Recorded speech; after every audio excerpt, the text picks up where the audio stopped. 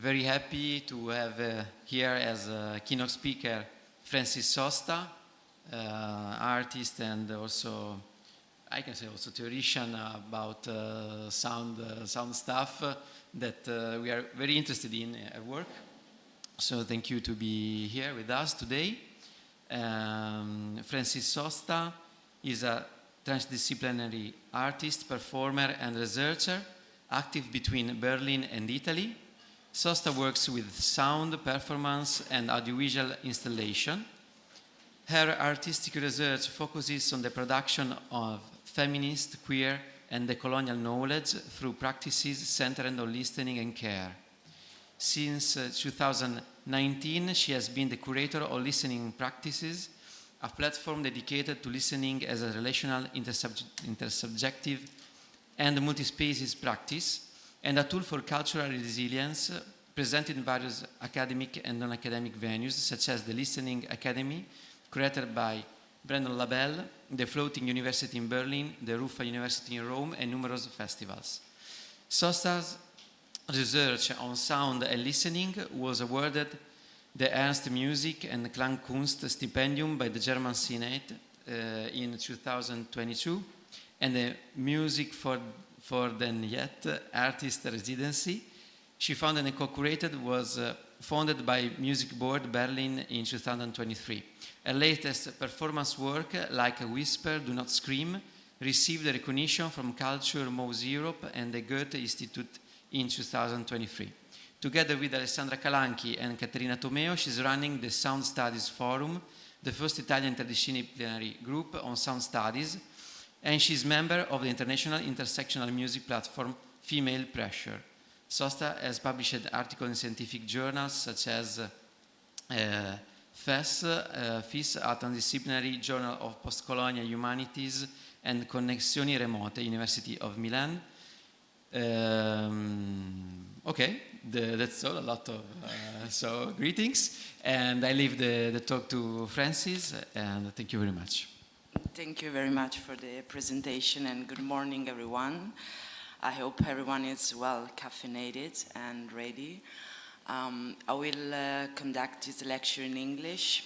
Hopefully there will be, in terms of language, some inclusion. And for the Italian speakers, there will be Italian slide put on so you can follow the discourse. Before to start, I want to thank the organization, thanks everyone behind this symposium. It's great to have this gathering of listening, and it's great to have this gathering of voices. I really enjoyed yesterday's conversation and listening session. I think they had a nice embodied experience of what we were talking in the morning. And I'm grateful to be here and to introduce today's lecture, which is called Towards Situated Listening. Before to go on with the presentation, I just want to say something about me, about the reason why I'm here talking about listening. Since 2019, as it's been said, I facilitate listening spaces in terms of workshop, laboratory, seminar, academic writing. And the reason why I do that, it's because I believe like my practice, my research goes in the intersection between theory and practice, and this is the only way to contribute to some sort of critical listening pedagogy. And at the same time, because in my experience of listening, I experience listening to be a very powerful tool, very transformative, very generative. And I think that facilitating the space means also to allow people to experience this transformation that listening carries. And in a moment like that, like the one we are living, which is full of contradiction, polycrisis and conflict, I think it's very political to be able to cultivate this space inside of us where change is possible so that we can eventually recognize change and support change in the reality around us.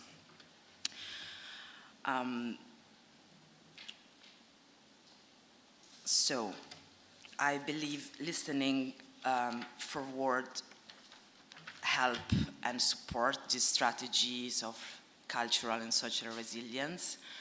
And today we're gonna see more in depth how listening can be understood as a political and social act.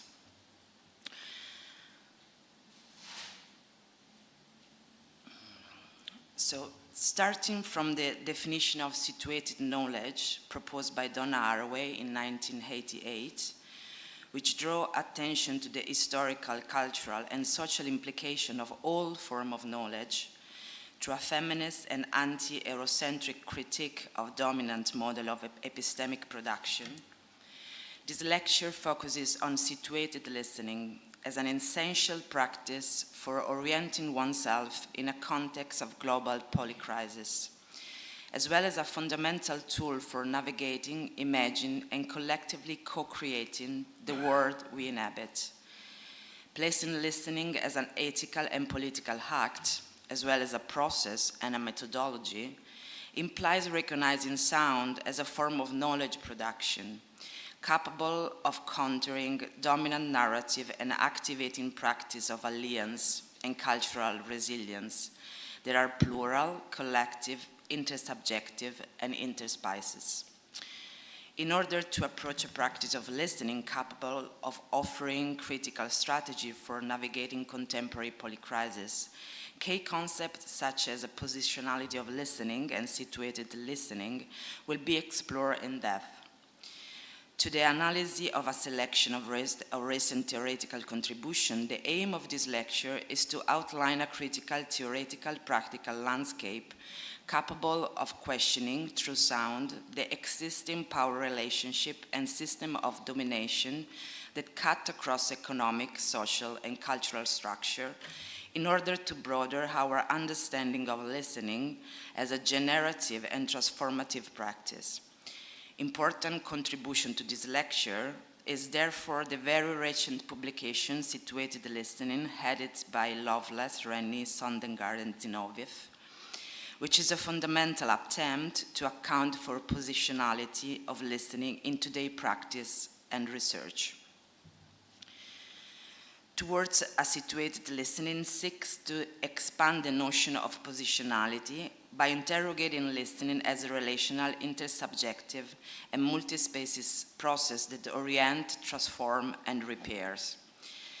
The phrase two words signal not only a recent turn in sound studies and related inquiries into sound and listening beyond the materiality of sound, but also a mode of positionality understood not as a fixed point of perception and speaking, rather as an ongoing process. Positionality here entails for the becoming aware of the privilege we carry and of the cultural, social, and political biases that shapes our very way of perceiving and listening. To position oneself, then, is not to inhabit a stable location, but to be able to engage in the constant negotiation of questioning, tending, doing, undoing, and being in becoming in one subjectivity, which is always partial, yet interconnected. It's the process of continuously figuring that out with others. Positionality is often understood as where a person stands in terms of gender, race, class, or geographical background within the process of knowledge production. Yet, expanding of Haraway's concept of situated knowledge, positionality is not a fixed point or a label, so to say, white, European, woman, but rather an interrelational process. Situated knowledge implies that every act of knowing is partial, embodied, and shaped by the context in constant change. In this sense, positionality does not amount for a static self-description, but manifests in the way subjects relate, listen, translate, and continually negotiate their roles with a system of power. The concept of positionality is not either about a position in space. It is indebted to Rosi Braidotti's concept of politic of location, which refuses universalist claims to knowledge and instead emphasizes that the very act of speaking, perceiving, and knowing emerges from an embodied and historically grounded perspective.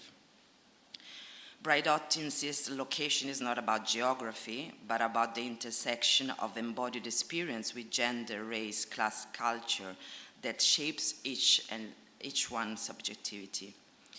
It's a site for partial perspective and ground for rationality, differences, and political accountability. In this sense, the politic of location indicates a practice of situated critique that foregrounds embodiment and materiality while also affirming transversality and connection across differences. Braidotti nomadic subject, indeed, is a fluid and dynamic subject that perceives, thinks, sees, and listens as an ongoing process of living and becoming. It's a critical practice of awareness of the power relationship that one shapes and traverses it. Acknowledging one location also entails assuming ethical and political responsibility for the privilege it carries, as well as for the exclusion that every position inevitably produces. It is from this consciousness that arises the possibility of forging alliance, solidarities, and practice of resistance.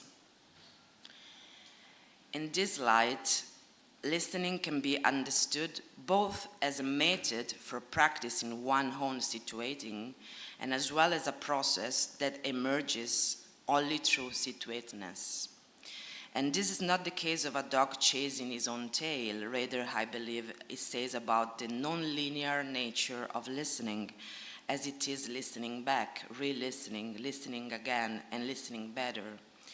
Knowledge through listening becomes possible only when it is situated.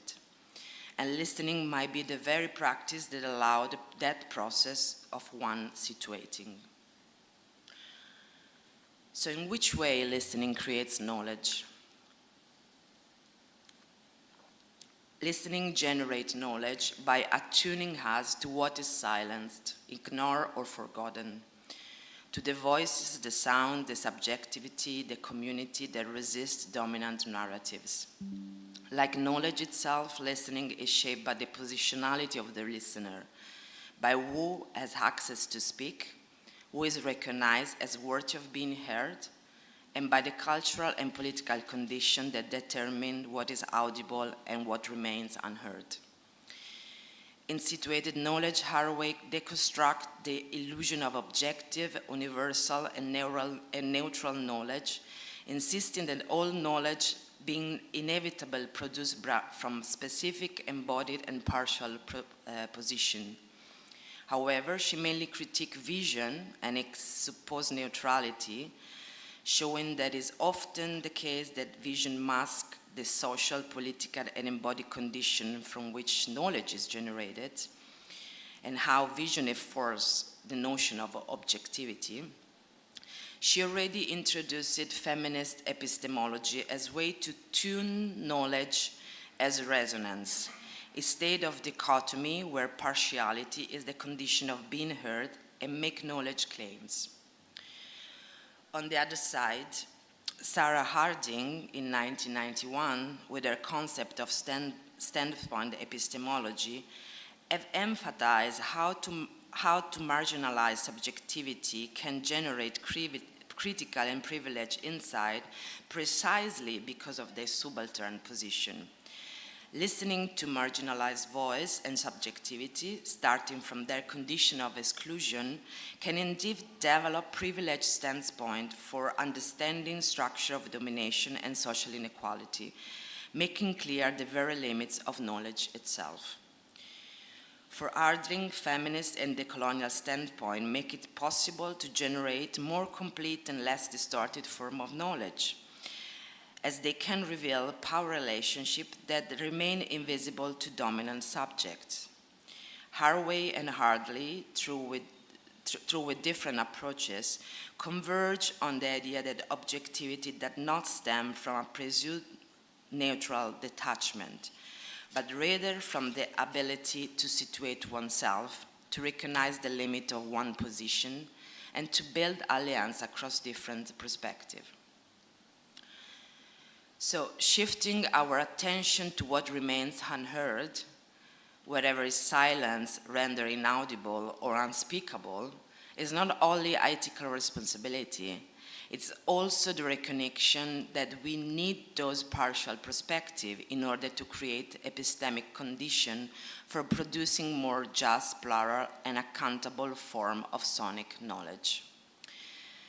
Gayatri Spivak in 1988, in her seminal essay within postcolonial studies, identifies specifically listening as the crucial knot for marginalized subjectivity, affirming the provocatory, the subaltern does not speak. The issue, she argues, is not the absence of voice, but the absence of the condition of listening, already predetermined by those who produce and control dominant discourse. This shift reframes the problem. The subaltern does not lack voice, sound, but rather inhabits a space where existing structure of power systematically render that voice and that sounds unheard or unintelligible. Connecting this to the broader discussion of situated knowledge and sonic knowledge production, we can start to understand listening as an epistemic practice that challenges the very architecture of exclusion. By attending to what has been structurally silenced, listening becomes a method for unsettling dominant epistemology and opening the possibility of more plural and accountable form of knowing.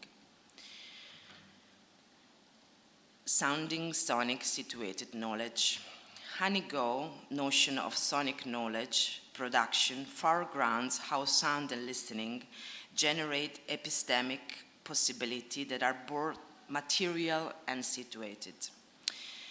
By critiquing sonic naturalism and sonic positivism, Go demonstrates that sound cannot be treated as an object, trace of the past, but must instead be understood as mediated, positional, and entangled with cultural and political context.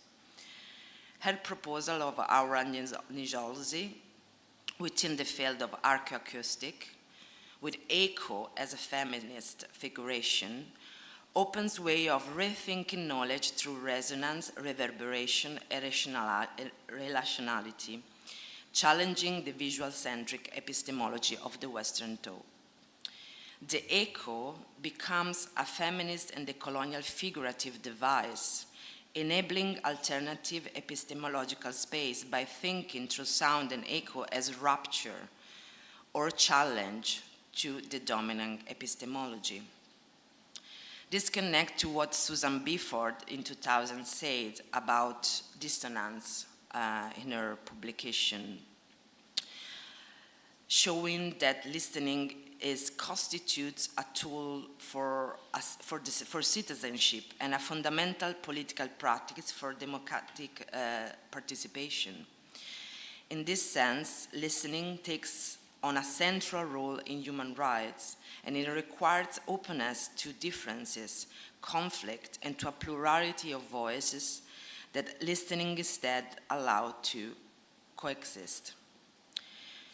Together We Go, Marie Thompson also contributes significantly to thinking about sound, listening, and how they are intertwined with gender, reproduction politics, and politics of sonic space, specifically introducing the concept of white aurality and questioning openly whiteness in sound studies as example of the redefinition of the sonic as a possible site for resistance to colonial, racial, and cultural dominance.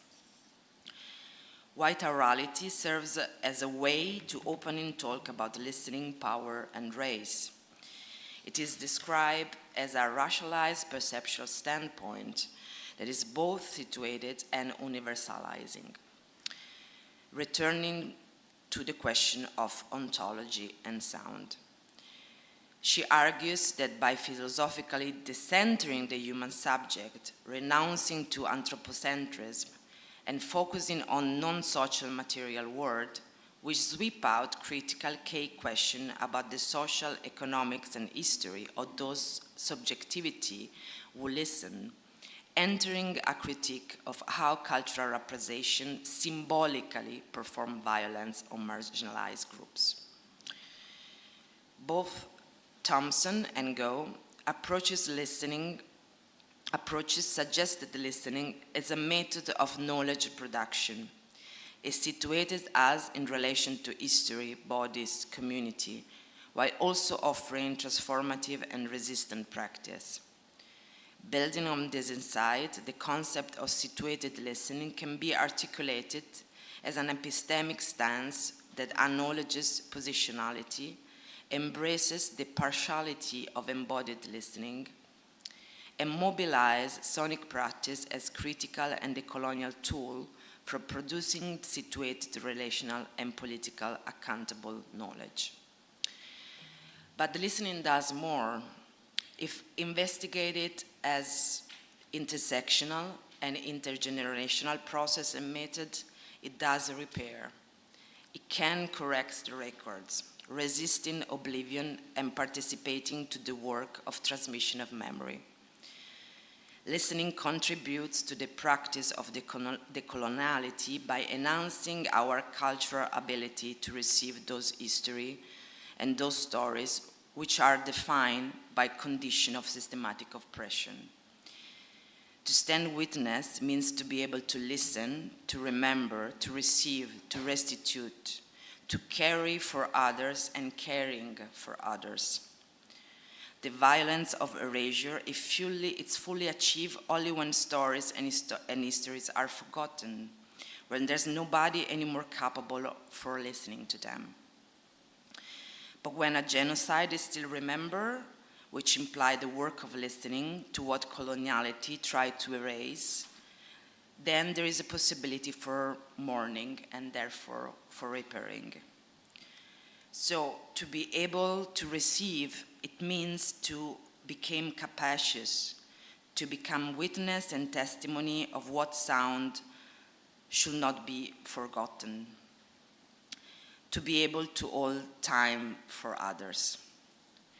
By listening, we allow to transmit over, to pass on to the next generation what has been true in the living experiences. To acknowledge that in what has been passed on to us, history has omitted stories of violence and struggle that needs to be remembered and listened to, means to recognize how these voices, stories, and community has been silenced through history as a way to affirm Eurocentric, white, and dominant worldview. The work of the colonial listening implies understanding relationality when thinking about politics, engagement, and solidarities, by critically questioning the interconnectedness of the systemic dimension of racialized, sexualized, and gendered bodies. Relationality is essential for listening according to Vasquez II.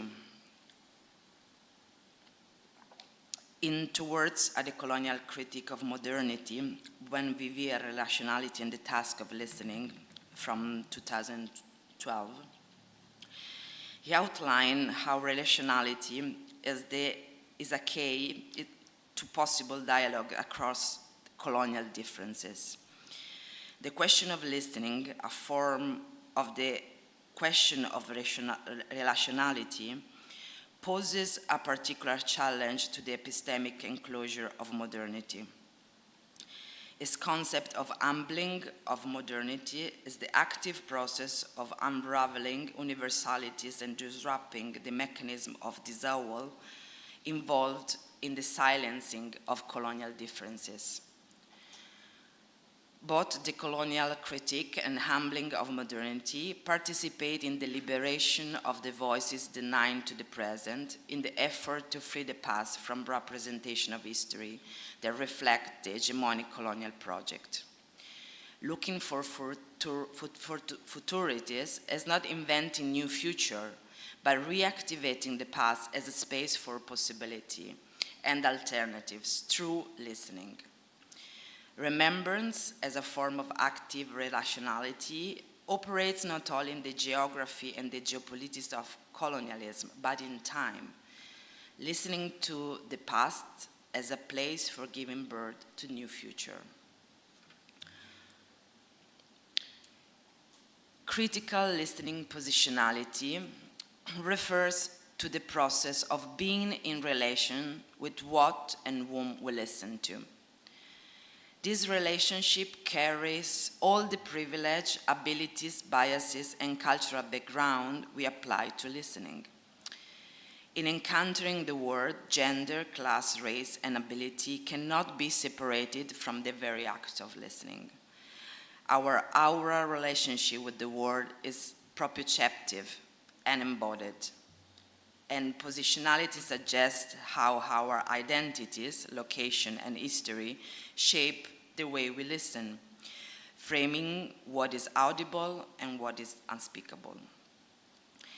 Becoming aware of our listening privilege reorients then form of perception and position. Dylan Robinson, in 2020, in his publication, Angry Listening, expanded his reflection into the field of listening and indigenous rights. His notion of the positionality of listening highlights that we never listen from a neutral space, but from a position that is constructed and reconstructed over time in encountering with the other subjectivity and word. Dylan Robinson described critical listening positionality as a listening strategy that can move us beyond settled listening fixation by exploring the legacy of colonialism within the history and theories of sound culture. In Outline Form of Listening, informed by settled colonialism, Robinson revealed how the colonial project civilized attention and perception and shaped listening around a marked structure of certainty that engender normative perception and react epistemic violence. Critical listening positionality is therefore essential to the self-reflexive process of situating listening and the subjectivity involved in the listening process. Robinson argued for an indigenous epistemology of listening, reclaiming the space of the encounter with the sonic as intersubjective. This shift from subject-object relationship in sound and in listening to the subject-subject interaction, which means I'm listening and I've been listening to, not only gives subjectivity to the sonic and to what is listening to, but also allow us to understand positionality as a process that always questions, guides, and orients our perception and action beyond what we think we know about listening. Robinson proposes the perspective offered by the unknowing. This place of unknowing invites us to become no longer sure of what listening is in the experience of listening, as a way to move beyond listening dominant narratives of knowing, feeling, conquering, and producing sonic knowledge. The concept of positionality can be read in close relationship to Donna Haraway's notion of situated knowledge. Both critique the illusion of a neutral and universal perspective, but in Robinson's case, the idea of a neutral and objective listening are marked by settled power relationship. Every listening practice is shaped by colonial, cultural, and identity dynamics, that the very claim of a universal and neutral listening risk erasing, sorry, I got lost. Every listening practice is shaped by colonial culture and identity dynamics, and the very claim of a universal and neutral listening risk erasing indigenous and decolonial modes of relating to sound.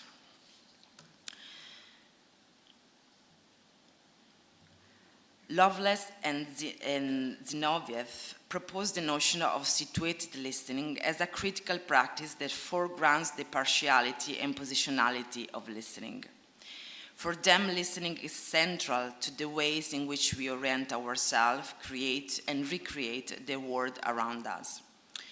In a contemporary context marked by escalating of interconnected social, political, and ecological polycrises, the way we listen becomes crucial in resisting relationship of power and system of domination that operate through unequal economic, social, and political structure.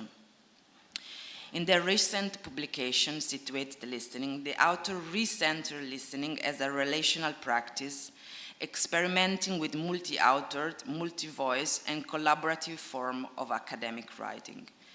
Listening is here framed as an intentional feminist practice capable of disrupting the collective here, resisting universalist approaches and instead foregrounding a plurality of position, perspective, and version of what situated listening might be. This approach opens space not only to reimagine listening as a practice and a process, but also to rethink how knowledge is shared and co-produced.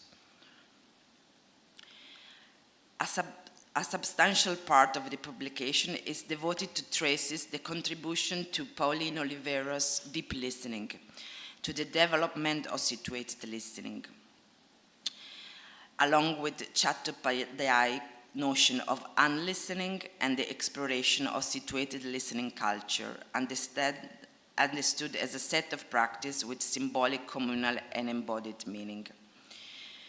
Drawing from deep listening, Lovelace, who is also the director of the Center for Deep Listening in Troy, New York, invite us to approach situated listening as a way to keep Oliveira's legacy alive and accessible across time and concept. In light of this recent Italian translation of Oliveira's writing and the momentum that deep listening has recently gained within the Italian sound art scene, I believe it's crucial to dedicate critical reflection to this legacy. To date, indeed, there has been little to no sustained critical engagement with Oliveira's work in Italian scholarship and artistic discourse, a gap that this lecture seeks to begin addressing. Lovelace explored the relationship between the awareness practice developed by Oliveira's and the colonial critique of deep listening, situating Oliveira's work within a contested historical and cultural context. On one side, we have the problematic territory of cultural appropriation of Northwestern practice and tradition. Oliveira's works indeed emerge in parallel to the New Age movement, which has been often associated with. Given its incorporation of practice drawn from Zen Buddhism, Qigong, meditation, an approach comparable to the use of I Ching by John Cage. On the other side lies the political scenario of the Vietnam War, remembering us that a new form of listening often emerge in times of conflict and crisis, much like those of our contemporary world. Oliveira responded to this turbulent context not by quitting the work of composer and retreating, but by withdrawing, by retreating. She's renouncing to her compositional practice as a deliberate refusal to contribute artistically and politically to the present moment. This act of retreat raises a question that resonates with today's practice of deep listening. What does it mean to withdraw from a context we inhabit in order to seek ease in separate communities? I will argue that much of today's socially engaged listening, communal and community-based spaces, takes the opposite direction, not retreat, but action. Retreat, after all, presupposes a certain privilege, the ability to step aside, to detach from conflict, while staying within, by contrast, acting and listening from inside the trouble remind us, as Arway will say, of the necessity of stay with the trouble. This suggests there are no universal or easy solution to crises we face today, and perhaps no solution at all. Yet listening, in this sense, becomes precisely the practicing of witnessing, of staying closer to the entanglement of the crisis, and of working within this limitation as possibility. Oliveros spent decades developing listening as a non-violent feminist and lesbian practice, one grounded in attunement, participation, non-hierarchy, and relationship. But to situate deep listening today requires us to ask, is awareness enough? Is perception enough? Should awareness remain the core of listening practice, or should it instead be regarded as a starting point? Only by acknowledging the cultural appropriation embedded in Oliveros' method, we can move forward beyond them. And moving beyond does not mean dismissing the practice, but situating it within contemporary decolonial critique. From Tara Browner's account of Oliveros' misappropriation of Lakota ritual, to Susan Kite's critique of its entanglement with New Age, to Raven Chacon's reflection on the privilege embedded in meditative listening, to move beyond means to allow Oliveros' legacy to remain alive and transmissible, not as a dogmatic method, but as a generative and living practice. One can be reread, rewritten, and resignified precisely because it still carries value today. I will introduce shortly the concept of al-listening and then conclude.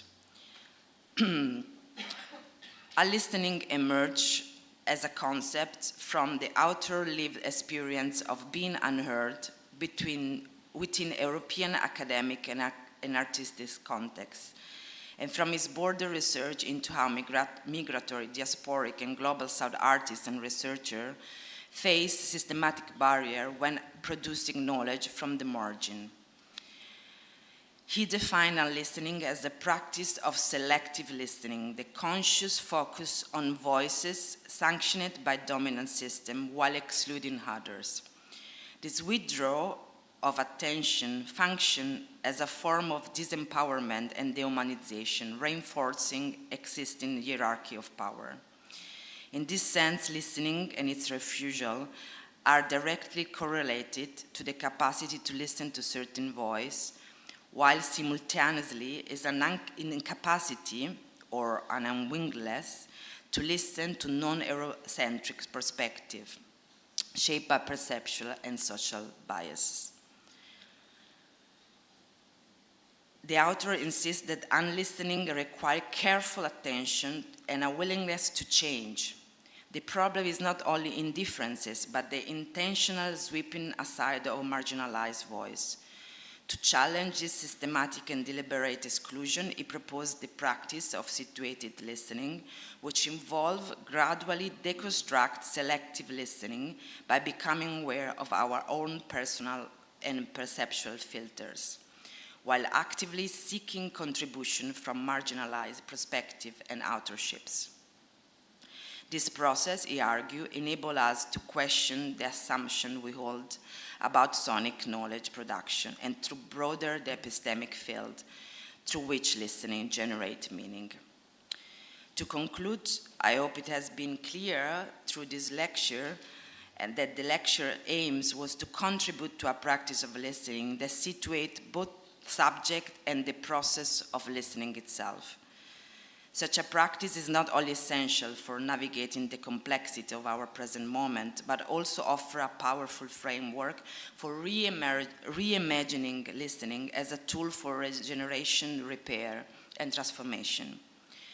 Listening, understood as a dynamic process, invites us to continually question what we inherit and what we can contribute to change, towards building more just, responsive relationship with others and the world.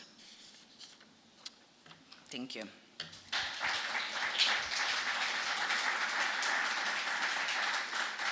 Thank you very much for this important speech. I know that maybe you have an experience to propose us. I think that is the occasion to take this time to do something together. Yeah, maybe we can decide this together, because of course at the end of this very dense lecture there is a moment for question, and maybe you have a question, maybe not. But what I will propose is actually an exercise of like a practice, a little practice of listening instead of the question, and maybe we let the question sink and cook a little bit, and we have a few days to discuss that in the next time. So up to you. If you want, I would love to lead a little exercise. It's gonna be 10 minutes exercise. Yeah? Yeah? Is that okay for you if we move outside in the courtyard to do that? Yeah? Okay. Ok, we go together. Ci spostiamo nel cortile qui dietro. So, So we go outside because there's fresh air and it's nice, and we do a little activation practice. Then we come back here, and I will ask you to do an exercise for 5 minutes, which involve writing on a piece of paper. Do you all have a piece of paper to write? Otherwise, there is here. And if you need pens, let us know. Lo devono prendere adesso o dopo? We take this when we get back. Allora, traduco velocemente, ci spostiamo dietro per fare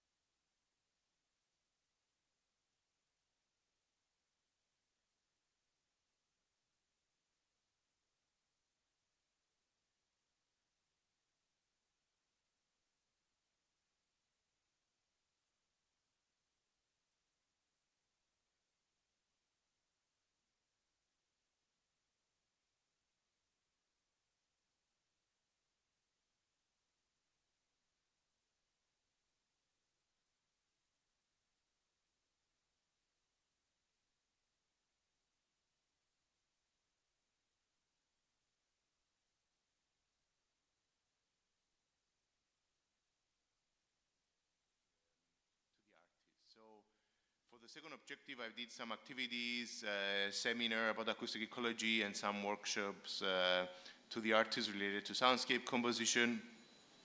And I also did these public sound books. Now, today I'm going to focus on the sound book and how I designed this sound book, which were the aims and so on and so forth. So as I said, the main aim of the soundwalk was to raise awareness of acoustic ecology, to introduce basic soundscape vocabulary from Schaffer and Krauss, and also to practice, of course, conscious and active listening with the participants, and to guide the participants to engage with the soundscape of the soundwalk area, and of course to share our experiences at the end. Now, this is the location of Almirolivado is the name of the location. It's in Troodos.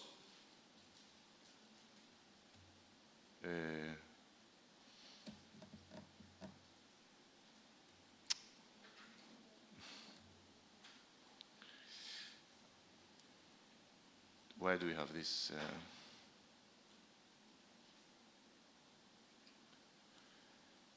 I'm sorry for this, I don't know what's wrong.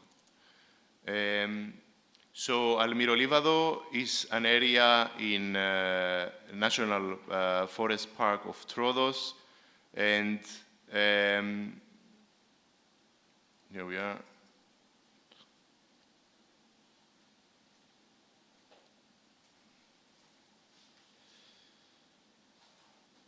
I don't know why it freezes.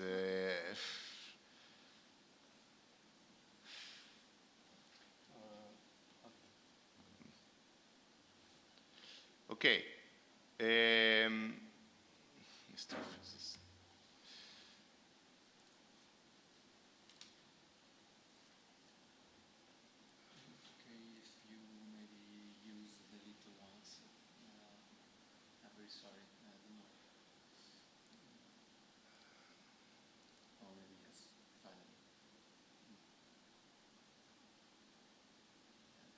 Okay, yeah, we're gonna do this way to full screen, or we don't need to, I don't know.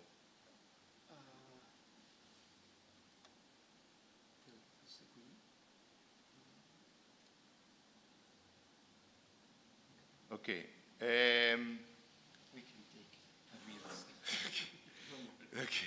So the location is at Almirolivado Troodos National Forest Park. It's a Natura protected forest. It's at an elevation of 1,600 meters.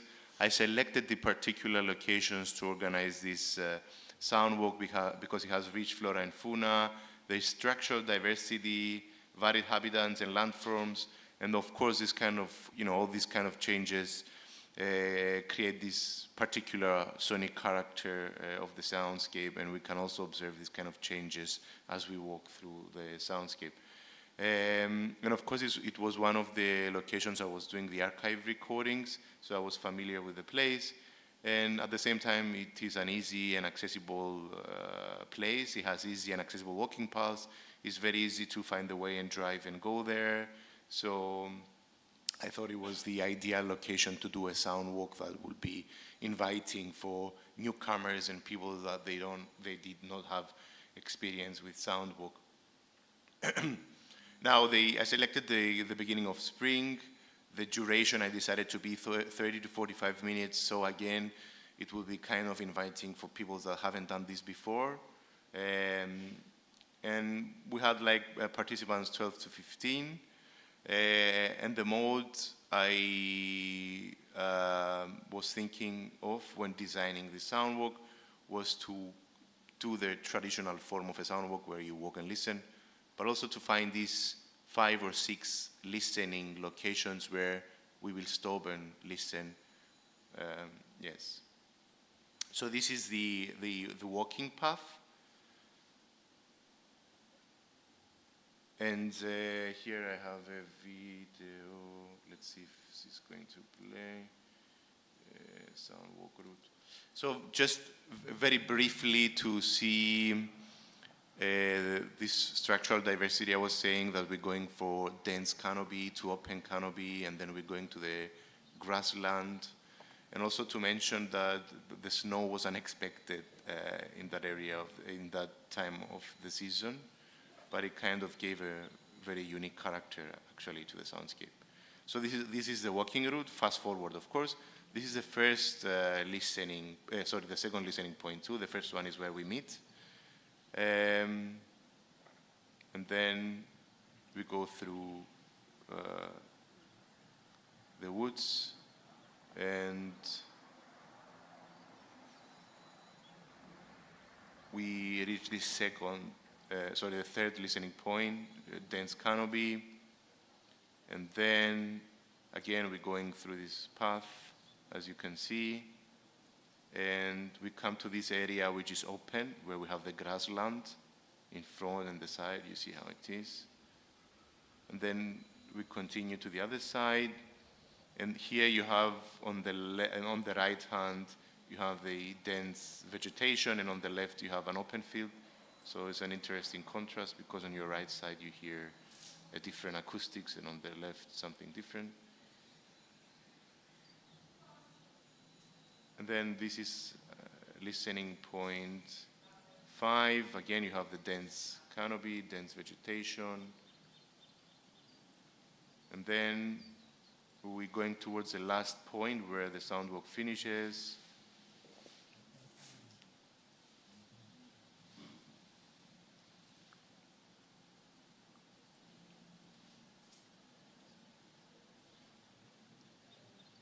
We go.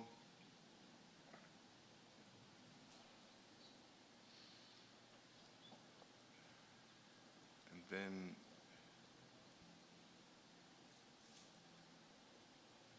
we reach this small bridge where there's a small stream of water. So we end up with the sound of water.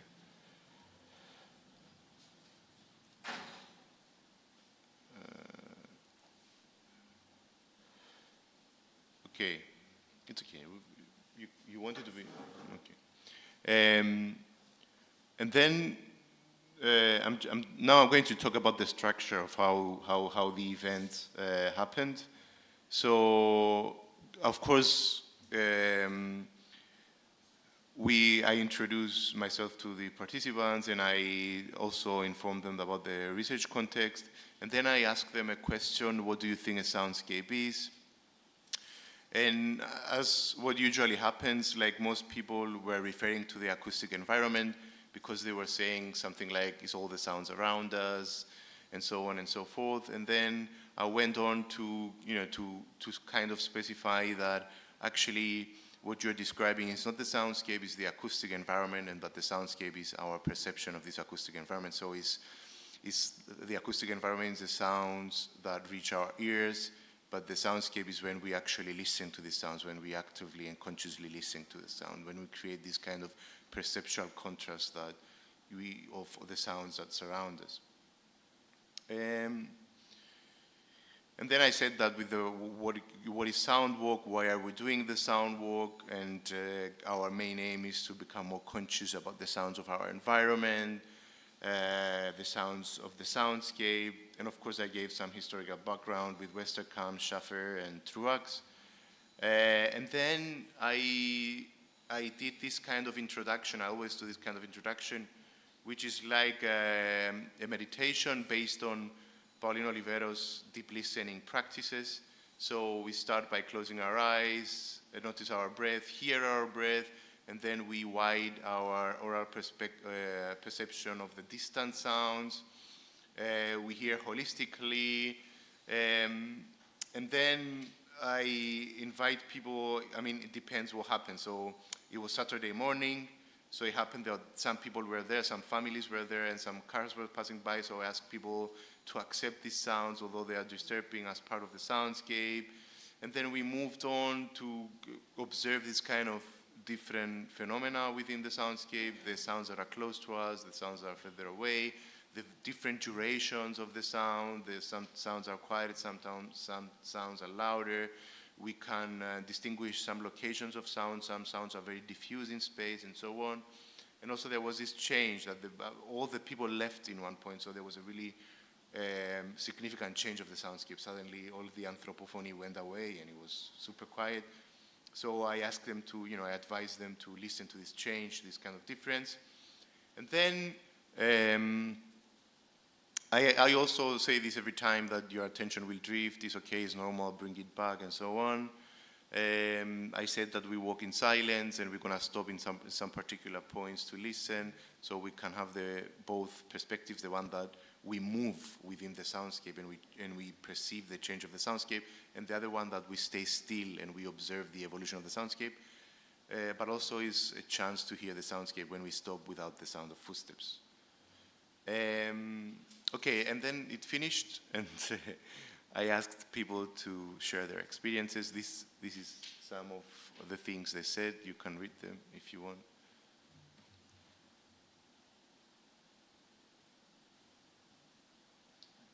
For a minute.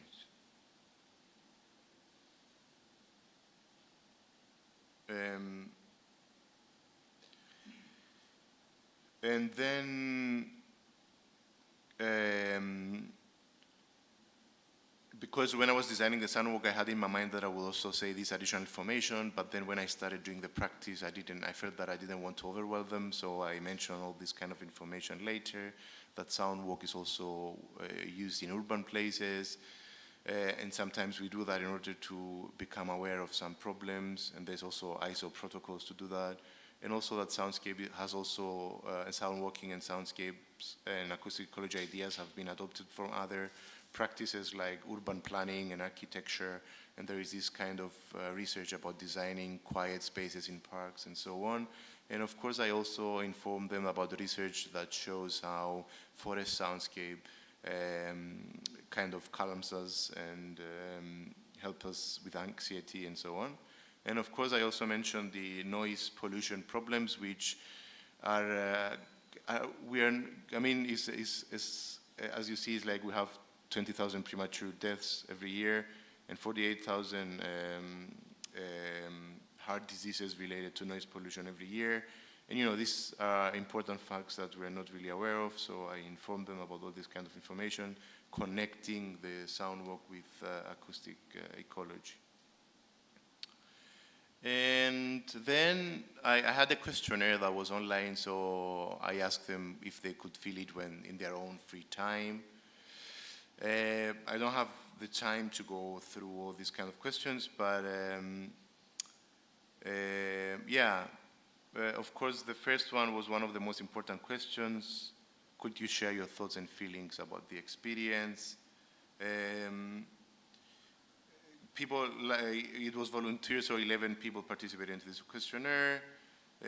So the most reoccurring pattern was people shifted towards calm and ground and felt calm and groundness when they were doing this practice. Some said that they noticed nature sounds that was there but did not notice before the meditation or the soundscape. Everyone was amazed with the sound of crackling ice. And some said that the human-made sounds at the beginning was very disturbing, and they kind of felt how disturbing anthropophony can be and so on. The second question was also important. Did the sounds you heard match your expectation? Some said that the anthropophony at the beginning, the people, they were, as I said, very disturbing, and they felt they didn't belong there and so on. So also, could you name some examples of biophony, geophony? They gave some actually correct examples, so it seems that the terminology landed on them. They observed these kind of different sounds. What was your favorite size? Okay, I'm going to skip that. Were there any sounds you dislike? Again, anthropophony. How did the sounds, meditation, and soundwalk affect your mood? This was already answered in the first question. The most answers included calm and relaxation, grounding, and connection with nature, and so on. And then there was a feedback for them. Some suggested that it could have been longer. Some suggested that we could be less people. Some suggested that we could advise people to wear quieter clothes. And then, like, of course, this is not, like, reflecting back to the activity, I could say that the Soundwalk made its educational and ecological aims. It seems that people practice conscious listening. They really listen, they actively listen, and they showed that through the discussion at the end and through the questionnaire. They hear all these different sounds. They had this also time to reflect on what they felt about what they heard. And of course, they noted anthropogenic noise, how harsh and dominant was in the moment, and then they noticed the difference. So they kind of got this important aspect of acoustic ecology and understanding how anthropophony and we humans share the sound environment and how different it is when you're in this kind of nature environment. And this is the last slide. Thanks. And this is maybe some things to consider when organizing again these sound walks, maybe smaller groups.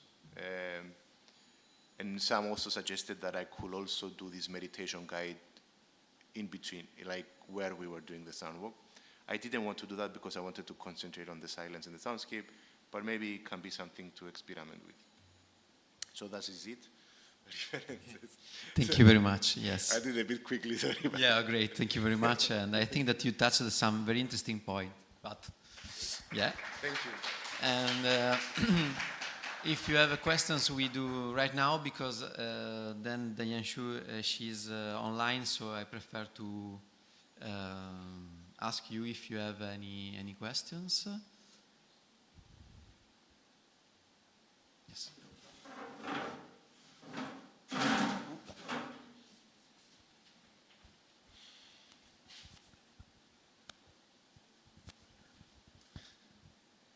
Dimitris, thanks for this. It was a really nice illustration of the project and a presentation of sort of the experience of it. That was one of the questions that I was thinking about. I thought it was really interesting how you filmed the walk. Like, I've been on many sound walks, and I've seen mostly photographic documentation of sound walks, but I've never seen a hyperlapse of it. Yeah. And I thought that was interesting. Maybe a bit of a strange question, but was the hyperlapse intentional? Did you know that the footage that you were capturing while you were on the walk was going to turn into a 1 minute clip of it?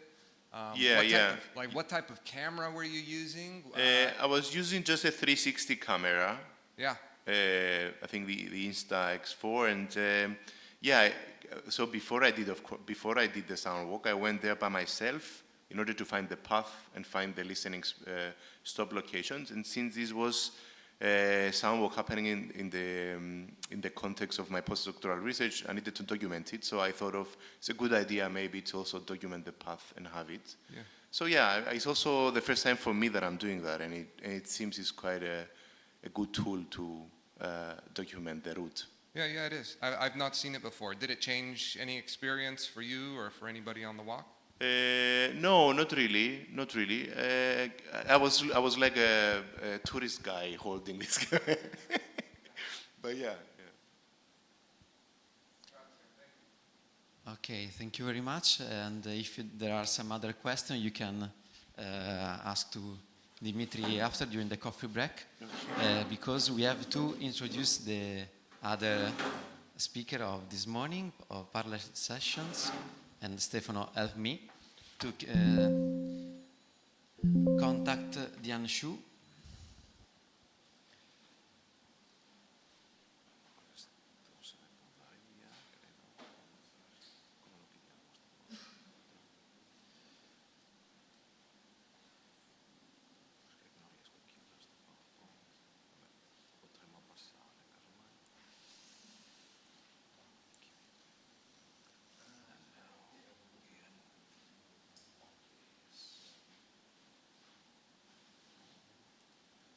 Questa è Diane Shu, questa è più tardi. Più tardi. Lei scegliere una scabini, invece si serve... Ma è sempre la stessa la stanza. Sì. Eleanor? Hi, Hi. do you hear me? Yes, we can. Can you hear us? Can you hear us? Oh, the mic is off. Apologize. Okay, can you hear us? Hi there. Yes, I can. Okay. Hi, Hi. I can hear you. Okay, great. Okay, we have Do you hear? on the screen, and we can hear your voice. How do you say? Loud and clear. Yeah. Okay, perfect. Good morning. Good morning. Okay, Emiliano will introduce your speech. Okay, thank you. Yeah. I have to ask you to resume a little bit because we are in late in this moment during the this morning. So I just read the first presentation of that you sent to us. So Diane Shu. She is a composer, researcher, and landscape artist. She holds a PhD in aesthetics, science, and technologies of arts with a specialization in music and a national state diploma in landscape architecture. Her doctoral thesis, defended at the CICAIM, Centre de Recherche en Informatique et Composition Musicale, was entitled Symbiosis Milieu Gardens in Motion, What the Gardener Does to Music. Okay, so Diane, thank you very much. You can start your presentation. Thank you. Thank you for letting me present this work. And again, I'm really sorry that I could not be with you in person, but I've been following the conference remotely, and the exchange were really inspiring, especially Francis Sosta keynote, where the concept of situated knowledge also speaks greatly to my own research, so thank you. So my postdoctoral project is following an artistic research methodology which I aim to define in order to think a sound ecology beyond the human. Today I will explain the very first steps toward this research that I started this month. We all here are probably working on the topic of sound ecology and know the definition, but for this research I needed to go back to the words, the terminology, and question their genealogies. Écologie sonore in French, which translates as sound ecology in my research, is at the same time a concept, a field of research, and a practice. We can say it is a problematic concept in the sense of Edgar Morin, that is a concept that is really indispensable but does not provide an answer. But we can say that all this field of research or extension or take on the original concept framed by Murray Schafer are defined by a relational posture towards environmental sound. And it is particularly interesting for me as I develop a situated research to understand how and why acoustic ecology was translated in écologie sonore in French for the music and artistic branch of the field. So coming from this French background, I study precisely what we gain and what we lose in translation, and how the import of the field was made by the person who published and teach this. So, since the 1979 French translation established the term écologie sonore, in France the Schaeffer lineage has maintained a split between a scientific acoustic ecology and an artistic sound ecology. On the artistic side, sound ecology practices explore qualitative approaches, yet not always acknowledge the role of machines and non-human agency in shaping representation of the soundscape. Recently, theory reframes the vocabulary. For example, Roberto Barbanti extends Guattari tripartite ecosophy, which articulate environmental, social, and mental ecologies, to integrate sound ecology within a relational ontology. And Solomos shifts from a static soundscape to a dynamic sonic milieu. So French sound ecology frameworks generally proceed from human intentionality toward the surrounding milieu.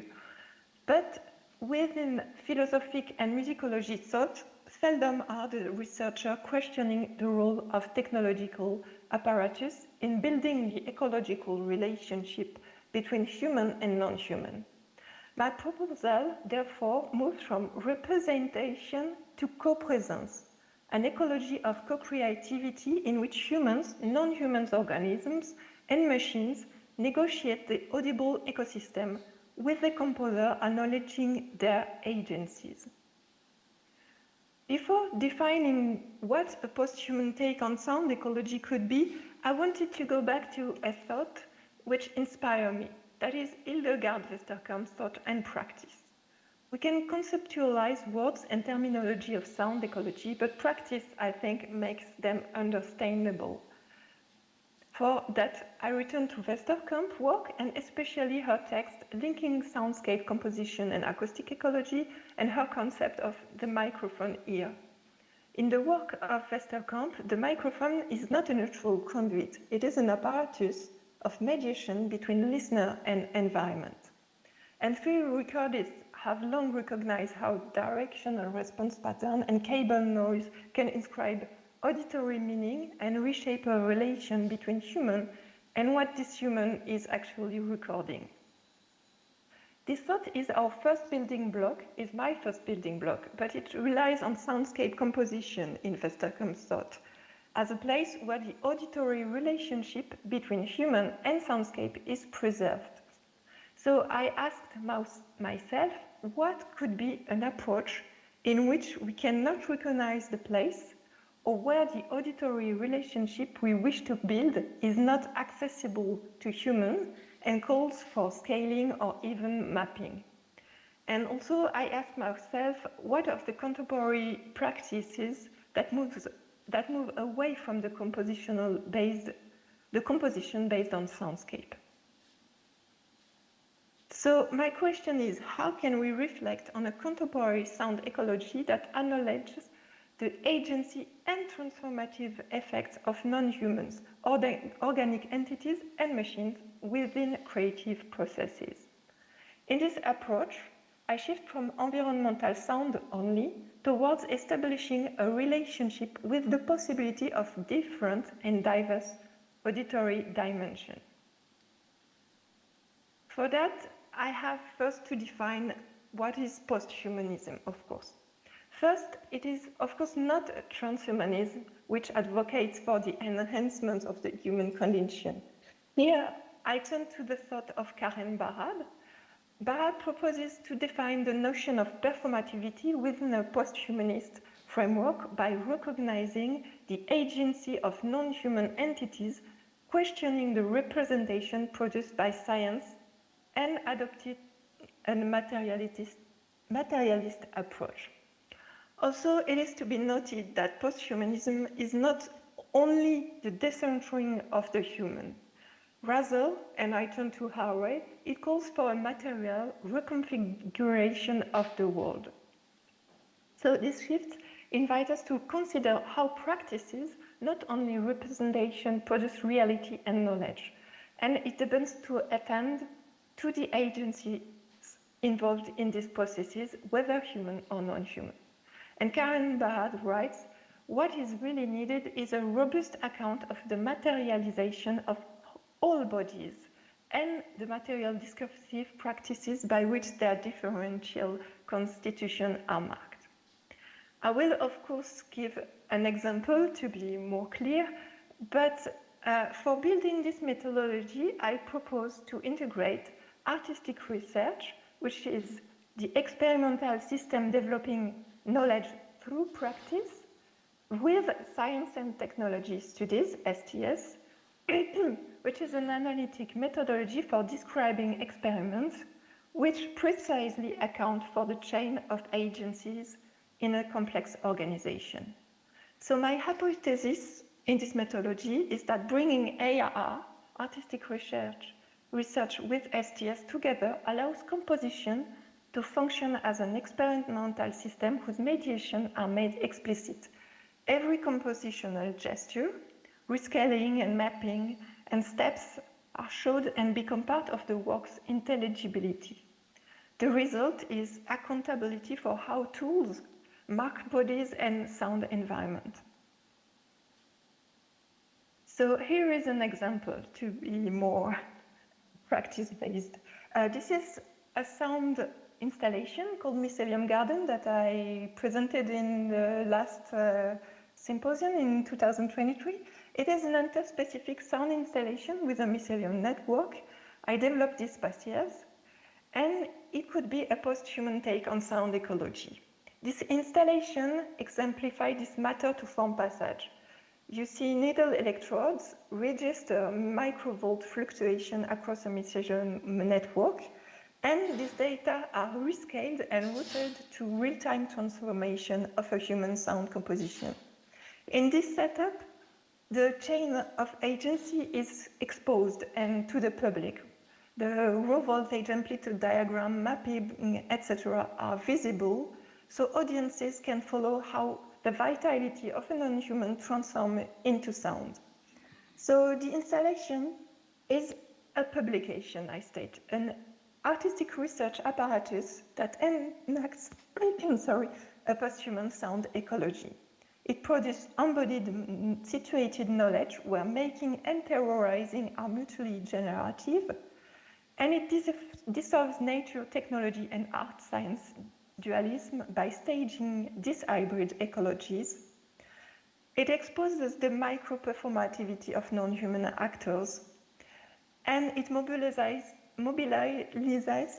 listening as a transformative practice of attentional cohabitation that reconfigures both compositional methods and ecological imaginary. This was a first step. To further this research, I am now in the preliminary stages, I just started this month, to build another interspecific dispositif, because here you didn't have interactivity as per se. The public was only, if we can say, listening. And I wanted to question the concept of co-creativity. So, sorry. You have just 5 minutes. Okay. I'm speeding. So I will test this hypothesis by making another interspecies device. Maybe I won't go into further in this slide, but this project asks how do listening protocols shift when non-human organic and machines become partners in an interspecies ensemble, and what musical forms attest to a shared sonic commons. So the idea is to make an improvising setup with non-human, non-animal being. So to start for this research, I start from a place. This is a garden in Saint-Nazaire where we have to focus and zoom in interstitial ecologies where the minuscule and microtemporality agencies are really important. So the idea is a sound installation where an instrumentist will improvise in real time with this data extracted from mosses and lichens. I am in the early preliminary stages of monitoring ferns and mosses signals. The question here is how to listen to the acquired data and how to map them in order to give them musical agency and significance. Here, machine listening will supplement human hearing while mediating non-human signals, enabling adjustment of rhythm outside of our human perceptual possibilities. The point is not to sonify data like an illustration, but to co-compose with these signals whose agencies perturb formal and human decision in real time.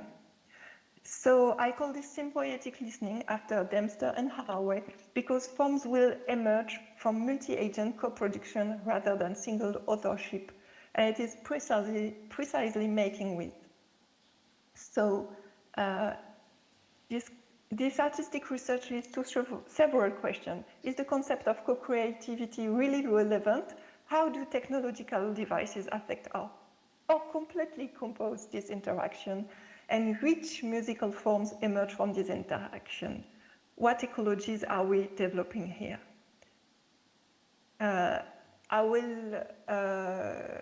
This research is also will be compared with a corpus of other musical form that works with non-human agency. And finally, I wanted just to say to conclude, sorry. I hope in doing so, the aim of this research is to publish a catalogue of post-human musical morphologies or form and an open source protocol for interspecific musical improvisation.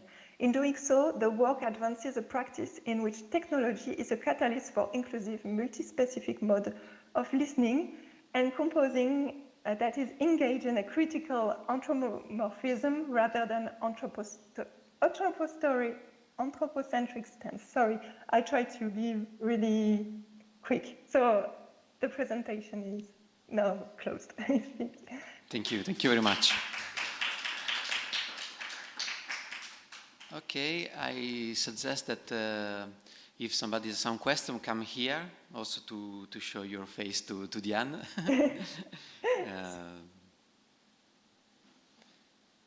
Yeah, Giulia.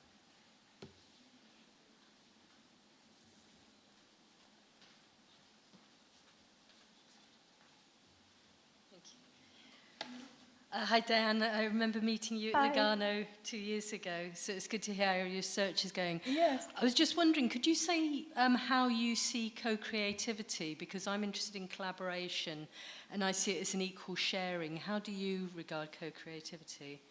Yeah, it's a tricky question because when you work with non-human, especially non-animals agencies, I believe it's a questionable concept because in this way of making music, I think the human is defining a lot of things. So the idea of co-creativity is more like recognizing the small agencies via data, but we cannot say that a plant is making music, of course. No. It's a construction. This is why it's a situated like research. Like we have to recognize their agency and at the same time recognize that they are not musical beings. But in music, making music as human with these data, maybe we can recognize their agencies. Yes, that's great. Yeah, thank you very much. And yeah, good Thank luck with you. your research. Thank you. Thank you. Bye-bye.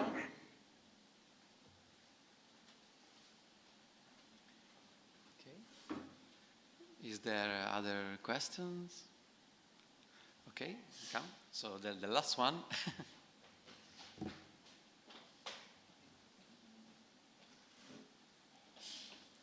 Hello, hi. Hello. I'm Dario, nice to meet you, and thank you for this amazing Nice to presentation. meet you. So, I don't know if you're aware of Italian anthropologist Adriano Favole. He published this amazing book about interstitial anthropology. And cool. yeah, I was thinking when you mentioned interstitial soundscapes, and I was wondering if you ever thought of the, I would call it like the political power of listening to interstitial soundscapes. That is like we forced ourselves to go to this like peripheral places in cities, you know, and listen not to the center soundscapes, to loud soundscapes, but we force ourselves to go there. I don't know if you ever wondered about this political aspect. Yeah, when I was a landscape architect, I was following Gilles Clément's thought about the tiers paysage, and also I was really inspired by Anat Singh's Third Nature, and how in this like interstitial spaces, other auto-organization can emerge outside of the homogenization of like capitalist and don't have the word, but other dominant organization. And so there is, yes, the garden in which I will make this research is a political stance also. It is to recognize the auto-organization of non-human agencies like plants, how they grow themselves and how the seeds are going and make organizations. So yes, of course, and it's really inspiring, yes. Thank you so much, thank you. Thank you. So thank you very much, Diana. Thank you you. to be with us through internet. And I say hello to you and keep in touch. People can write to you mails if have other questions to you. I think that all our mails are in the programs or in the book of abstract, so it's possible to keep in touch. Or if not, you can write us and we can give all the contacts. So thank you very much. This morning we touched this thematic to design situation where we can listen. So from the soundscape to the co-creation of concert with non-human beings. So thank you very much, and we can go to the coffee break. Thank you, Diana. Okay, I will continue to follow remotely. Thank you very much. Bye. Bye-bye. Bye.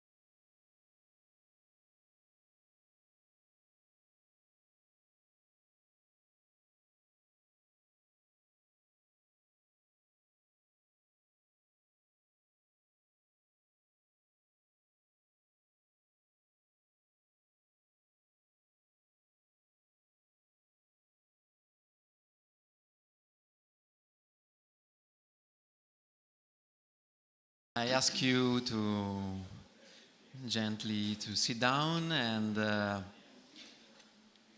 in the meanwhile I present Alessandra Calanchi. She's one of our fellows from many years and collaborators, and we are very happy really that she is today with us. Alessandra Calanchi is a professor and a translator. After teaching Anglo-American literature and culture for over 20 years at the University of Urbino Carlo Bo, she now holds courses in translation for the SSML in Ancona. In the field of soundscape studies, she has participated in numerous conferences in Italy and abroad, organizing conventions and seminars.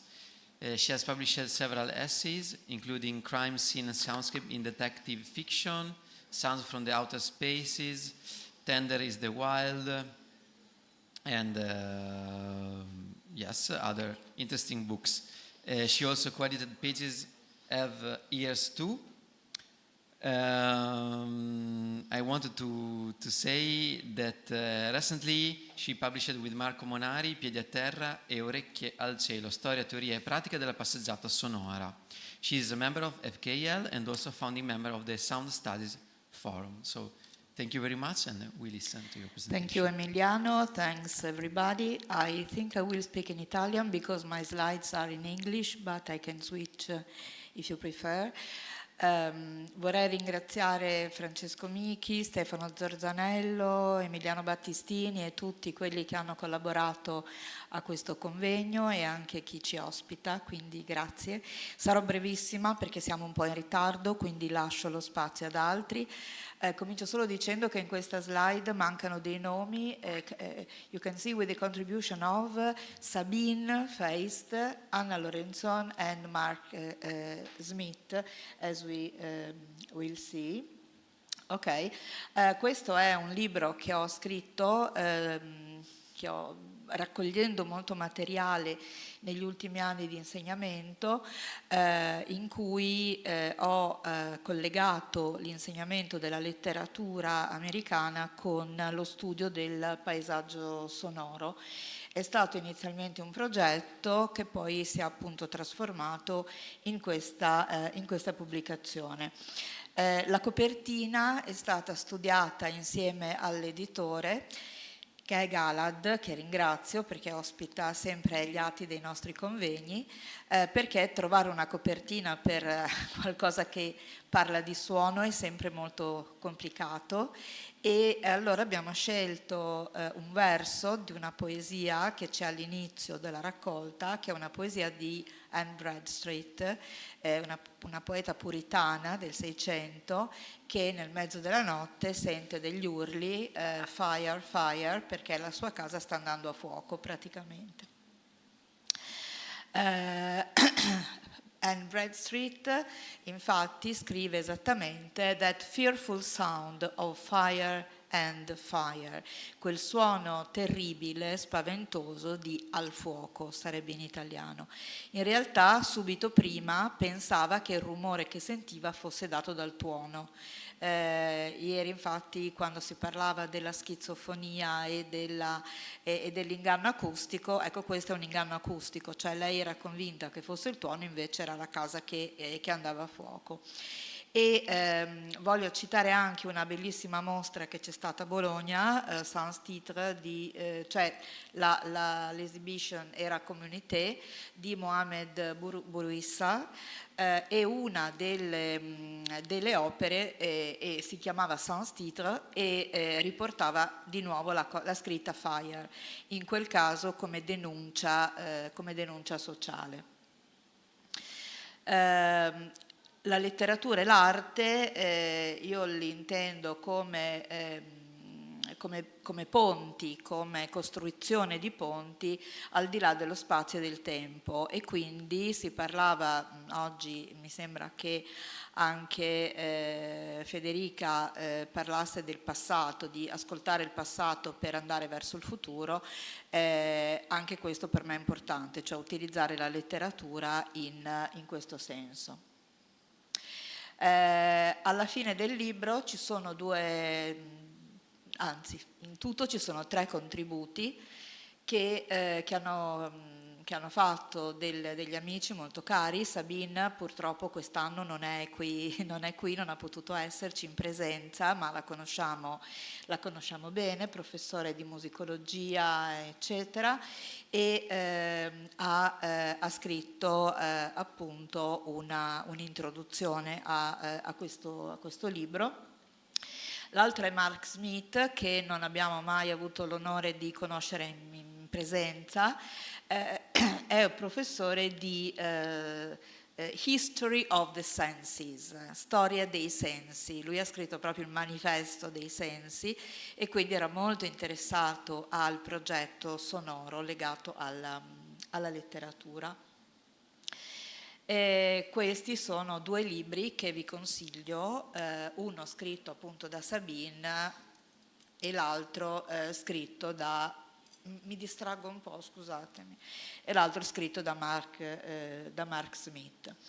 La più giovane dei miei collaboratori è stata Anna Lorenzon, la più giovane, una ragazza che mi ha contattata senza che io la sia andata a cercare, perché aveva trovato il mio nome da qualche parte e mi voleva chiedere se avevo dei consigli da darle per fare un dottorato, e per fortuna ha trovato poi questa possibilità a Graz, e le ho offerto la possibilità di scrivere anche lei qualcosa e anche qualche entry di questo libro, che è un'antologia. Adesso poi vi spiegherò esattamente che cos'è, quindi colgo l'occasione per ringraziare moltissimo anche Anna.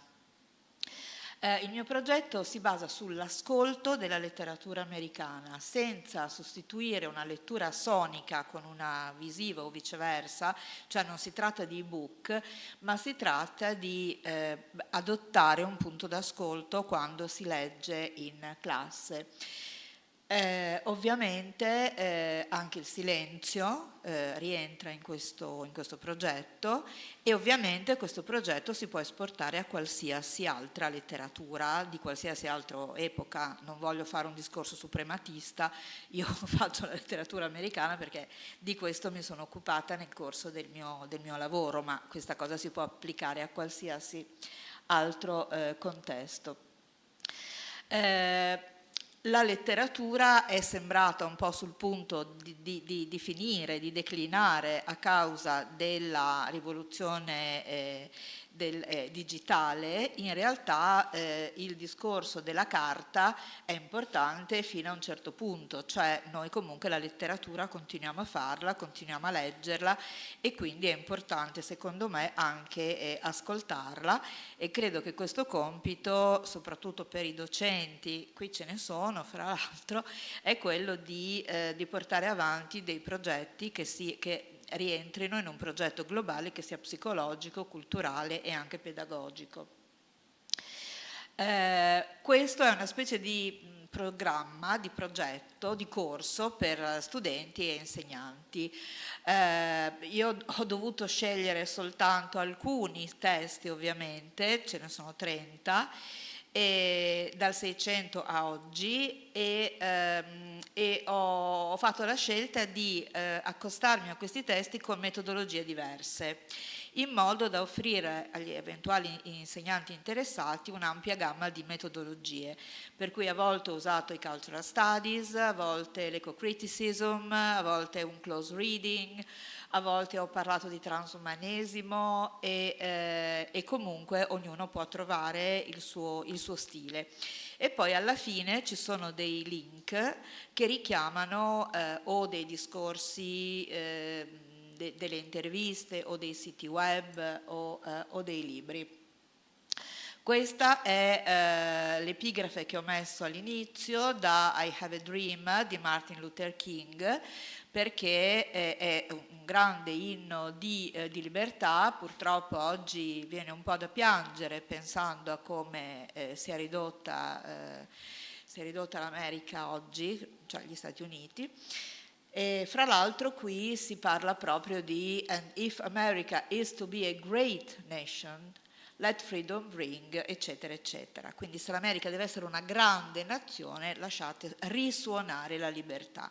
Ecco, mi sembrava molto bello usare questo incipit perché c'è un verbo sonoro, c'è questo ring che è risuonare, e questo ring è ripetuto fino alla fine di questa composizione, quindi diventa proprio il verbo più importante, più ancora della parola libertà, perché il verbo è qualcosa che indica un processo in atto. L'altra citazione che vi do è questa di Ursula Le Guin, molto più recente, cioè poco più recente, perché in realtà di poco tempo dopo, ma più recente nell'edizione che ho guardato io, che dice "Words have a sound", le parole hanno un suono. Una frase o un paragrafo è come un rigo musicale, una sequenza musicale nella musica. Il suo significato può essere chiaramente compreso da un attentive ear, da un orecchio attento, anche se viene letto in silenzio. E questa è la differenza fra l'audiolibro e invece la lettura sonora, fra virgolette, di un testo. Quindi anche se lo leggiamo in silenzio, questo suono lo dobbiamo sentire. Qua c'è l'indice, ovviamente, poi se qualcuno sarà interessato, ecco, la cosa importante è che il libro, oltre a essere in vendita qui, è anche un ebook, anzi io l'ho voluto proprio fare come ebook, l'editore ne ha volute stampare delle copie, ma secondo me è importante che sia un ebook che possa essere preso dappertutto con pochi soldi e utilizzato bene.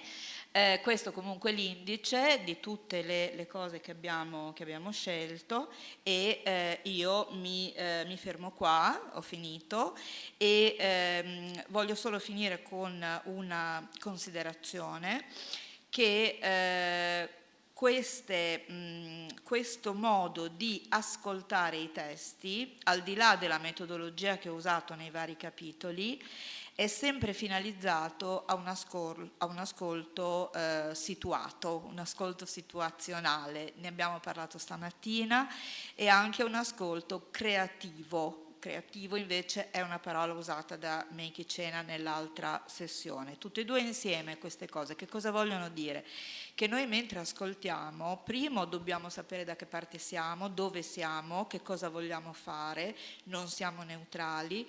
Secondo, dobbiamo essere consapevoli che noi stiamo comunque creando qualche cosa, co-creando qualche cosa, perché la risonanza ci restituisce un rapporto di consapevolezza e di responsabilità politica, sociale, etica, sempre con il testo che stiamo leggendo. Per cui la gamma è molto ampia, c'è il testo ambientato nella domesticità, dove la donna è costretta al silenzio perché c'è il patriarcato che la silenzia, c'è invece la poesia dove il veterano del Vietnam continua a sentire rimbombare nella testa il rumore della battaglia. Quindi la diversificazione è massima, ma lo scopo non è mai quello puramente estetico, è sempre una richiesta di attivazione della nostra responsabilità politica. Grazie a tutti per l'attenzione. Grazie mille Alessandra, grazie anche per essere stata davvero concisa. Io direi che utilizziamo questo tempo in più subito, magari per farti qualche domanda, se c'è qualche curiosità a caldo di questa prospettiva molto, molto bella e molto utile di affrontare un testo con un paradigma, potremmo dire, sonico o sonoro. Non so se ci sono già... Sì, Patricia.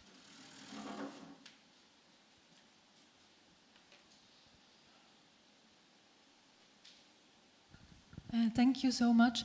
I'm very sorry, probably I didn't get the point because I don't understand Italian that well. So could you say something about how you use those texts on the sound walk? So do you walk and read those texts? No. How does that work? It is not a sound walk. no, not that's sound why. walk. That's why. I'm sure. Yeah. Thank you. Okay. They are simple readings or close readings, on critical comments, etc., on texts which are anthologized here. So there are these texts from many different authors. And after those texts, there is a comment, which is a sort of a guideline for the reader or for the teacher or for the student to have a full comprehension of the meaning of the text through sound, through the soundscape, which is explored in many different ways, for example, from a political view, a patriarchal view, a social, urbanistic view. It depends on the kind of text, but always plunging the listener into what happens in the text. I chose texts ranging from the Puritan age to the actual times, to the modern times, also in order to understand what changes from a strongly religious community to a Illuministic society, from a newly technological society to a postmodern society, also from the perspective of the soundscape. And I also inserted 3 articles about sound as a technological ensemble of instruments at the beginning of the 20th century. Okay, so I think this is quite an experiment in situating the reader from a point of hearing in front of a literary text, which has been often considered only from a visual point of view. And I also highlight the quantity of imagings that we find in critical theory, even in language, because we say imagine, imagination, imagery, vision, sight, point of view, and they are all biases, because if we want to listen to a text, I think we also have to change our language, and that is quite difficult. Thank you.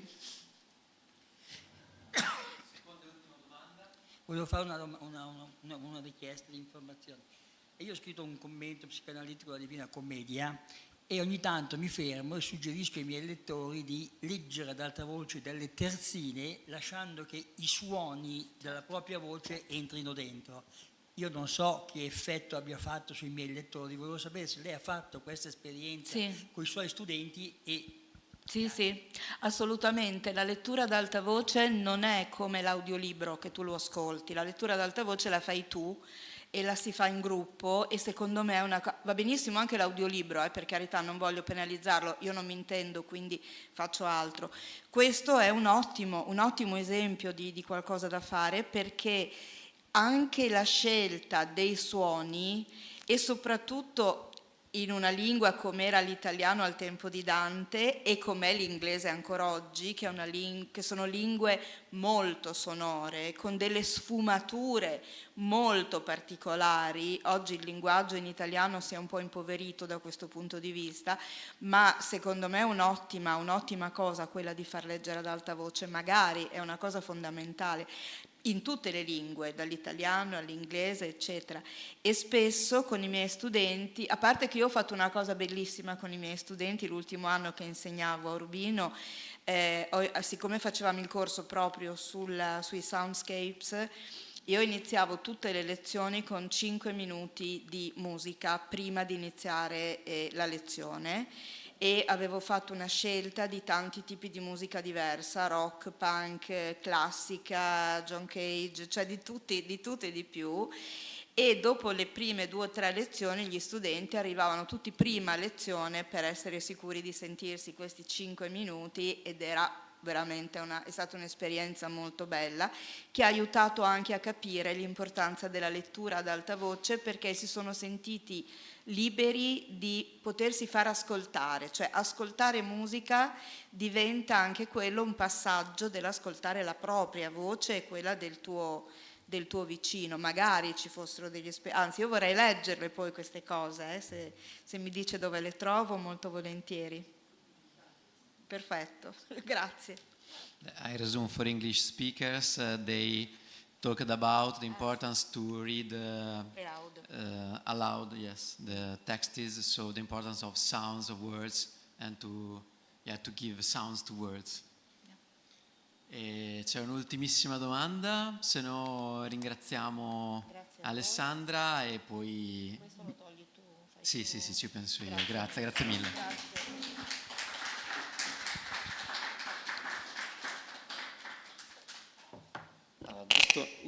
Giusto un momento tecnico che abbiamo un intervento da remoto.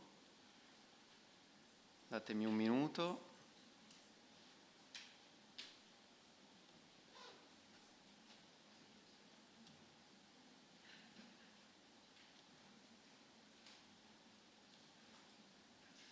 Ok, eccoci qua. Leonora, mi senti? Tu mi senti? Io non ti sento. Prova a controllare se c'è il microfono acceso. Tu hai il microfono acceso, ok.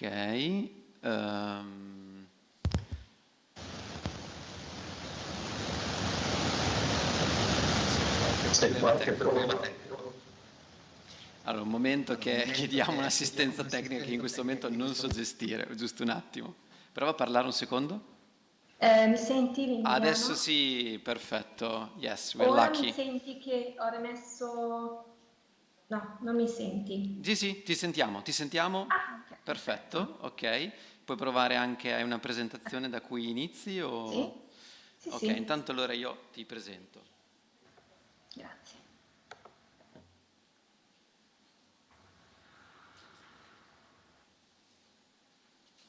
So we move to another fil rouge of our symposium. You know, we are shifting subjects, but in reality they are all linked. So we spoke with Francis Sosta about sound studies, the political and social use of listening, and the use of texts with Alessandra Calanchi. And now we come back to the subject of bioacoustics. But all these kind of different ways of listening in reality are in a certain way related. And so I present Eleonora Scabini. She's studying network sciences and technologies at the University of Pavia. As a bioacoustics expert, she has been collaborating with WWF South Milan since 2020, conducting bioacoustic monitoring, including the international project Nature Guardians, in collaboration with WWF Italy, Away and Rainforest Connection, as well as camera trapping of avifauna and mammalian fauna in various nature reserves. Since September 2023, she has been the regional coordinator for Lombardy and head of bioacoustics for the Barn Owl Monitoring and Conservation Project in Italy, for which she created the first Italian sound library of the Barn Owl. She is active in science communication and environmental education, both through guided tours and themed events in the field and via social media and radio channels. She has made educational contribution to Radio Canale Italia, Radio Popolare, Radio Nord Borealis and others. She is currently focusing on the acoustic ecology of bats, particularly on space identification through echolocation signals. To raise public awareness about the disorder of mammals, she organized the first bat nights in South Milan starting in 2023. Thank you very much, Eleonora, and I leave you the word, the speech. Buongiorno Emiliano, buongiorno a tutti, grazie per questo invito. Oggi vi porto nella fonosfera del Barbagianni e nel suo paesaggio sonoro notturno. Innanzitutto andiamo a conoscere questa specie. Il barbagianni è un rapace notturno dell'ordine degli strigiformi della specie Tito alba, appartenente alla famiglia dei titonidi. Si nutre principalmente di ratti, topi e arbicole che inghiotte intere rigurgitando le parti indigerite sotto forma di le cosiddette bore che ci permettono di studiare l'alimentazione identificando i propri resti osteologici.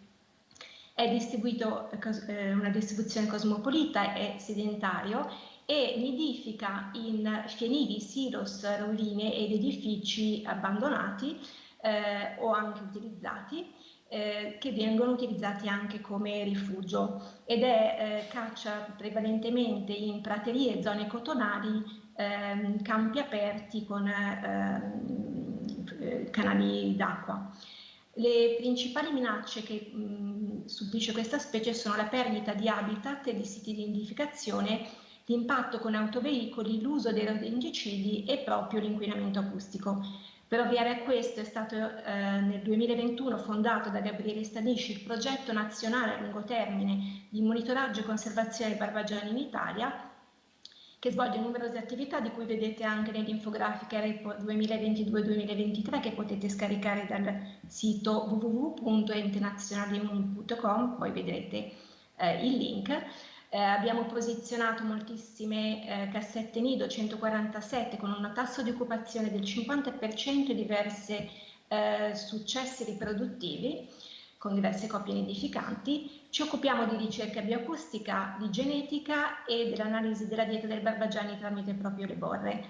E grazie alla ricerca bioacustica abbiamo realizzato la prima fonoteca del barbagianni in Italia e trasmesso la prima live streaming di una coppia nidificante di barbagianni. Proprio gli utilizzi delle telecamere ci permettono di realizzare studi ecoetologici della specie e quindi poi fornire audio per gli studi. Collaboriamo inoltre con aziende agricole e allevatori per sensibilizzarli verso la riduzione dell'uso dei rodenticidi. Ci occupiamo di educazione e comunicazione al pubblico per sensibilizzare e corsi di formazione. Qui vedete alcune delle fotografie delle nostre attività e dei nostri più di 200 volontari in tutta Italia e i riferimenti sia mail sia link del progetto. Come vi dicevo, grazie al progetto possiamo studiare il barbagianni e adesso entriamo proprio nella fonosfera del barbagianni, che è composta da un incredibile ascolto. Il barbagianni è da considerare il signore dell'ascolto, perché tra i rapaci notturni è il miglior uditore e anche tra gli uccelli. Infatti i suoi adattamenti all'ascolto sono adattamenti evolutivi sono incredibili, a partire dalla simmetria degli orecchi che sono sfalsati. Infatti l'orecchio sinistro è al di sopra dell'orecchio destro e questo permette al barbagianni di meglio ascoltare la provenienza dei suoni, di meglio differenziare se provengono dall'alto, dal basso, da destra, dalla sinistra. Lo scarto temporale tra le due orecchie e non solo permette al barbagianni di meglio precisare la provenienza dei suoni. Inoltre un aspetto iconico del barbagianni è proprio il suo disco facciale cuoriforme, molto famoso, di cui vedete un'immagine, che gli permette di amplificare i suoni come una vera e propria parabola e possiede delle penne specializzate che sulla parte centrale sono praticamente quasi prive di barbe, molto ridotte e trasparenti al suono. Le barbe sono gli elementi della penna orizzontali che compongono proprio il vestito della penna e quindi permettono al suono di oltrepassare il disco facciale e giungere alle orecchie sottostanti, mentre le penne che vedete qui di contorno del disco facciale più rigide servono proprio a riflettere il suono verso l'interno e quindi amplificarlo e indirizzarlo alle orecchie. Questi adattamenti che amplificano e aumentano proprio la percezione uditiva del barbagianni sono associati ad una localizzazione bilaterale del suono data da quella che è proprio la differenza interaurale di livello, ovvero la differenza con cui di pressione, quindi di intensità sonora con cui il suono emesso dalle prede che camminano sul substrato raggiunge le orecchie del Barbagianni, come abbiamo visto che sono asimmetriche, permette di individuare la posizione verticale, quindi l'elevazione della preda rispetto al suolo, quindi la posizione in verticale, mentre la differenza temporale tra le due orecchie, quindi la differenza di tempo interaurale ITD, fornisce le indicazioni per individuare la posizione orizzontale o azimutale. Queste due indicazioni coordinate e integrate permettono al Barbagianni, grazie al colliculo inferiore estremamente sviluppato nonché alla coclea, di comporre una vera e propria mappa tridimensionale che vedete qui sopra del suono, che permette proprio al Barbagianni di avere uno spazio tridimensionale acustico e di individuare con grandissima precisione la preda, quindi la sua provenienza. Infatti la precisione è di 1-2 gradi in azimut in elevazione, che si traduce poi sul campo con uno scarto di errore di circa 1 centimetro al massimo, quindi una precisione incredibile se pensate che tutto questo avviene al buio di notte, perché è un predatore notturno, e avviene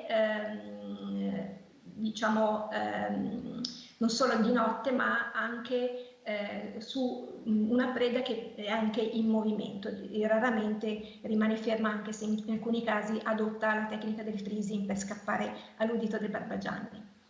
Questo è l'audiogramma del Barbagianni, che ci mostra come la specie a confronto con la specie umana e il gatto sia un ottimo uditore, soprattutto nelle frequenze tra i 3 e gli 8 kHz, anche se il suo range uditivo va dai 100 Hz ai 12.000 Hz.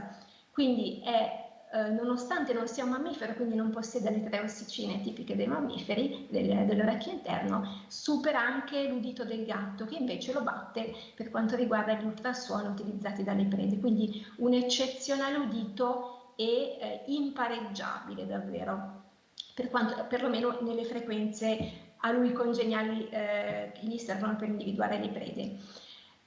Qui in questo grafico vediamo anche come i giovani barbagianni e i barbagianni più anziani abbiano praticamente un udito coincidente, in quanto sono in grado di rigenerare gli otociti, e questo gli permette di cacciare fino a tarda età, quindi non perdere le capacità uditive.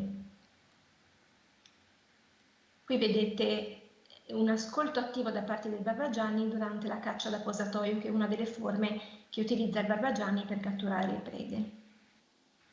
Avete visto come il Barbagianni muova la testa di 270 gradi, lo posizioni in tutte le direzioni, con un ascolto che sembrerebbe passivo, in realtà è estremamente attivo proprio con questi movimenti così dinamici.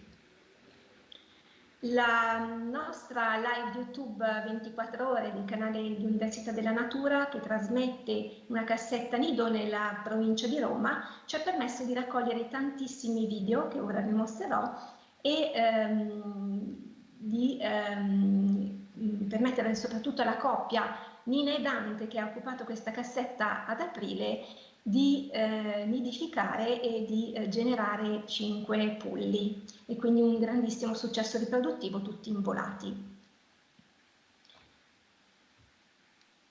Questo è il tipico screech call del Barbagianni, ovvero in questo bellissimo paesaggio che potete vedere, ovvero il vocalizzo che il Barbagianni utilizza, principalmente il maschio, ma è in grado di metterlo anche la femmina, e il Barbagianni non è territoriale, e questo lo possiamo considerare come il suo vocalizzo principale, e che è estremamente riconoscibile. Quindi se durante la notte sentite questo vocalizzo è sicuramente il Barbagianni.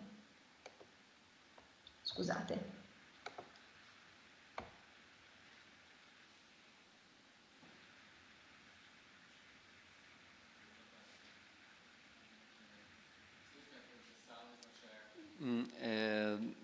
Eleonora, forse devi condividere il suono, non soltanto l'immagine, perché non sentiamo l'audio. Ah, Ok, Prova a vedere se c'è una opzione. allora, avevamo già avuto questo problema.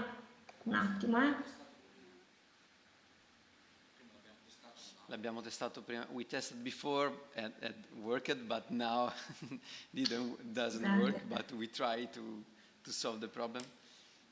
Ok, Tu sai come consigliargli tipo le opzioni? sono a posto, ci sono. Ok. She got it. Just wait a moment.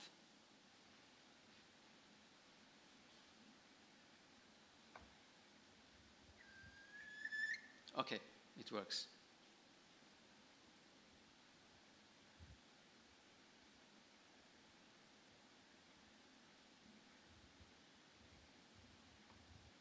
Ok, anche in questo caso... Puoi farlo risentire?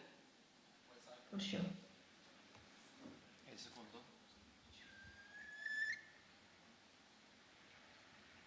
Un'altra volta? Sì? Aspetta che torno indietro.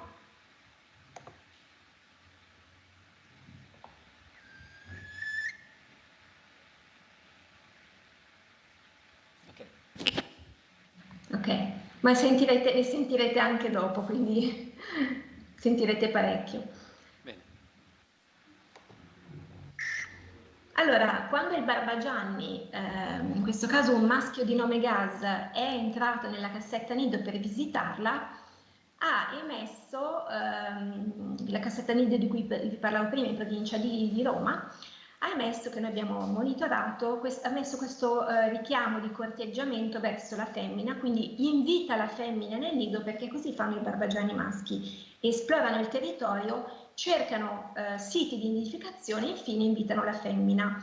Ora sentirete il verso molto intenso del maschio, anche questo molto simile allo screech call che avete sentito prima, ma più prolungato, che riempie il paesaggio sonoro notturno laddove è presente il barbagianni, e sentirete anche la femmina che risponde da fuori.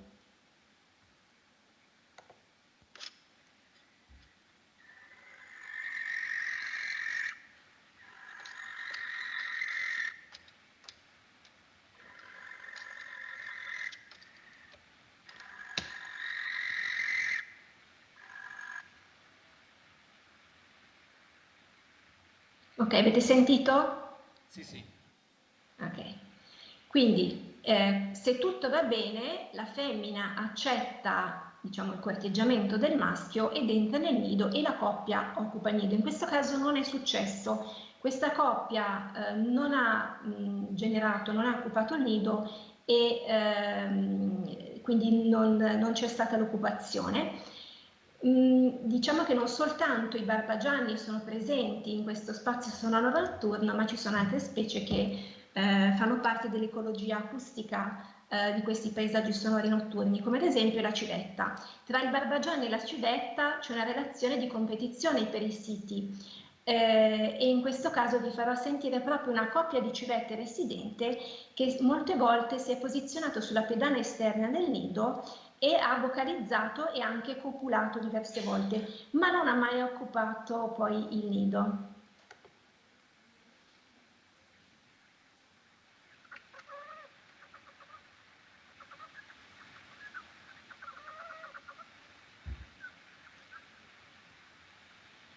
Sentite un po' basso il suono? Forse? Sì, è un pochino basso, non so se Okay. puoi alzarlo un pelo. Sì, adesso vi alzo un pochino.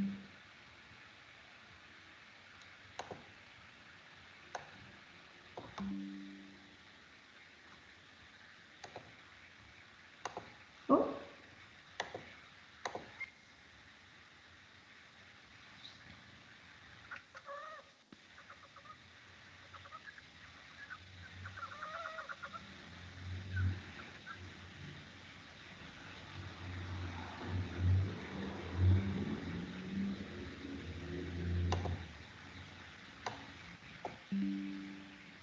Siete riusciti a sentire? Sì, Ok, perfetto. Questi vocalizzi si chiamano beckoning calls e sono i vocalizzi di prossimità usati nella comunicazione a breve distanza proprio all'interno di una coppia di civette ormai formata. In questo caso sentirete invece la cosiddetta aggressive song della civetta, che in ambito anglosassone viene chiamata cuckoo meow, proprio per questo caratteristico verso del maschio, di cui vedete il sonogramma molto ritmato. Vedete questi vocalizzi, questi segni che vedete qui in basso sono i vocalizzi che corrispondono al fonema Q, e che sono ad un'altezza di circa 1 kHz, mentre il miau è all'altezza un po' più alta di circa 2 kHz. Quindi vedrete questi tipi di vocalizzi che vengono usati dal maschio come avvertimento territoriale, e sentirete anche una volpe, perché spesso le volpi appunto in inverno si posizionavano vicino al fienile dove è installata questa cassetta nido. In particolare c'era una coppia riproduttiva, perché l'inverno è il periodo riproduttivo della volpe, quindi a comporre questo paesaggio sonoro in cui è immerso il Barbagianni, questa fonosfera, contribuivano anche queste specie, i cui rapporti sono abbastanza complessi, perché abbiamo visto che se tra il Barbagianni e la civetta c'è competizione per i siti di nidificazione, sicuramente il Barbagianni e civetta in scontri fisici possono arrivare anche allo scontro fisico, in cui la civetta, che sono fatali per la civetta, mentre la volpe spesso può predare sia la civetta che i barbagianni, specialmente nella fase giovanile. Quindi la civetta a sua volta avvisa e minaccia sia la volpe che il barbagianni con i suoi vocalizzi, che sono cosiddetti vocalizzi di cackling, e poi ne sentiremo un esempio. Adesso vi faccio sentire appunto l'aggressive song della civetta e il richiamo di coppia della volpe.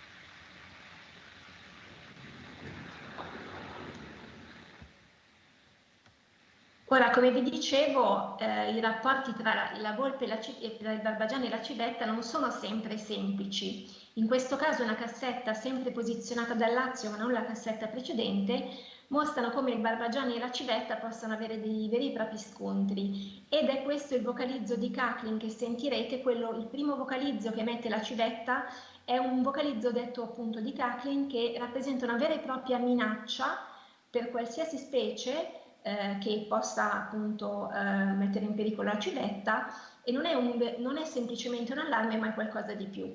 È una disponibilità all'aggressione. Ovviamente tra le due specie il barbagianni avrà sicuramente la meglio. In questo caso tutto finisce bene nonostante lo scontro.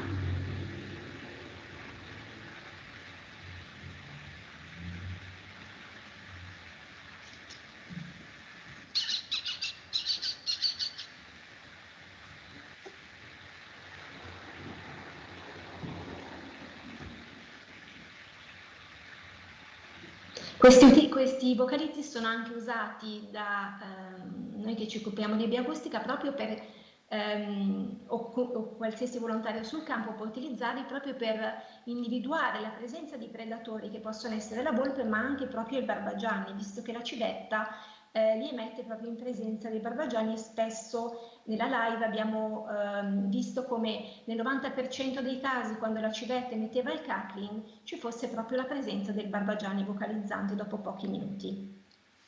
Eleonora, scusa, abbiamo 3 minuti. Cosa? Rimangono 3 minuti. Ok. Qui abbiamo il richiamo della femmina dei barbagianni quando abbiamo il richiamo verso il maschio.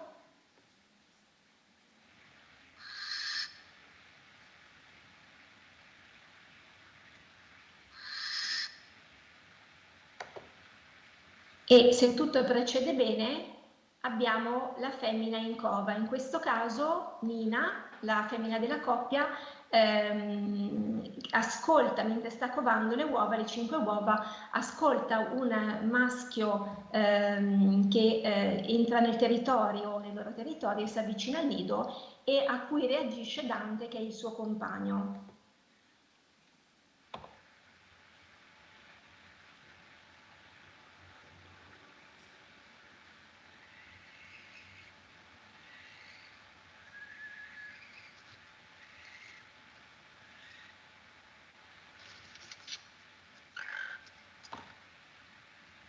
Quindi non è sempre semplice per i barbagianni la cova, ma in questo caso tutto è andato a buon fine. Qui vedete i giovani che effettuano la cosiddetta negoziazione vocale per la preda.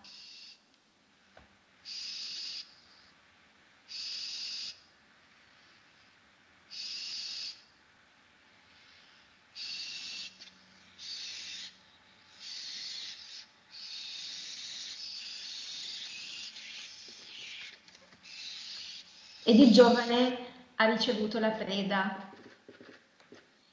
Infine abbiamo l'elemento antropico nella fonosfera del Barbagianni, quindi nel paesaggio sonoro notturno, che è purtroppo dannoso per i barbagianni in quanto si tratta dell'inquinamento acustico. In questo caso vedete la reazione di Nina ai fuochi artificiali, che rappresentano ovviamente un elemento di grandissimo disturbo, a cui Nina ha risposto in modo molto equilibrato proprio perché si trovava all'interno della cassetta nido, ma che possono causare gravissimi danni a un barbagianni che si trova in mezzo ai campi e che non sa assolutamente come reagire ad un elemento sonoro che non fa parte dei suoi elementi naturali.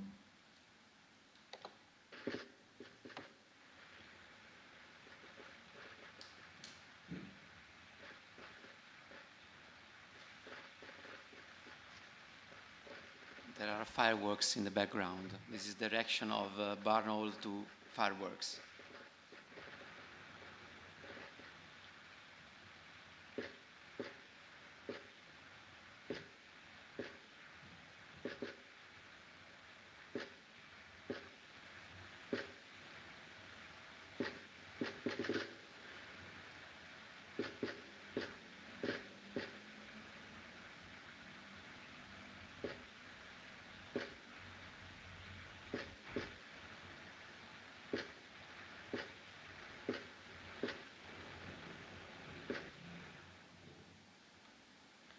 Come vedete la femmina si è spaventata, ma è rimasta tutto sommato tranquilla proprio perché si sentiva al sicuro e cercava di, come vedete, cercava di posizionare il disco in modo da percepire, capire meglio la provenienza e la natura del suono, perché come dicevo prima non fa certo parte dei suoni naturali del suo paesaggio sonoro.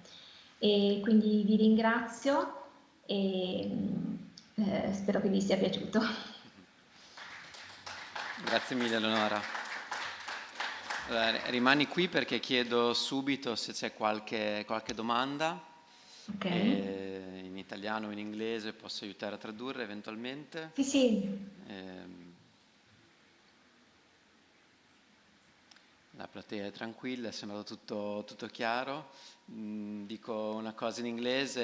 It seems to me interesting because Eleonora, it was difficult with from internet and in Italian language, but she said us an idea of the soundscape of the barn owl. If you use some sound study theory that came from Francis Sosta, we had an idea of the situated listening of the barn owl against the power of the little, how is called civetta? Civetta is, I think, a little owl. Little owl, exactly, something like that. Ok, se penso ci sarà qualcuno che avrà domande e vuole contattarti, condivideremo la tua mail. Intanto detto grazie mille, è un animale magnifico Grazie a e penso che sarà uno dei nostri, come dire, animali totem di FKL, il Barbagianni. Grazie. Grazie mille Eleonora, a Grazie a presto tutta allora. FKL, a presto. Ciao, ciao, ciao. Grazie.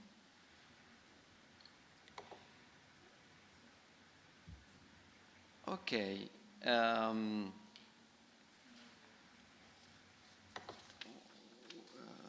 We move to the third speaker of this morning. I call Ona Ballo Pedragosa. I don't know if I do the correct spelling.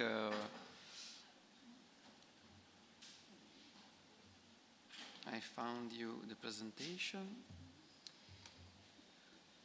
Yeah, great. Possiamo Oh, meglio il PDF proviamo se funziona.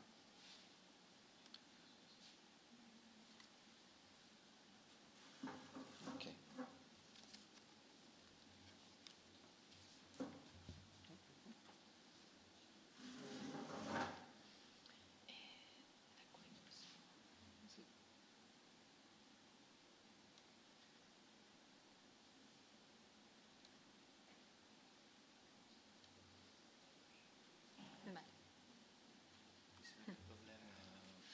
Possiamo cambiare. Good morning, everyone. Thank you so much. Ah, sorry. Yeah.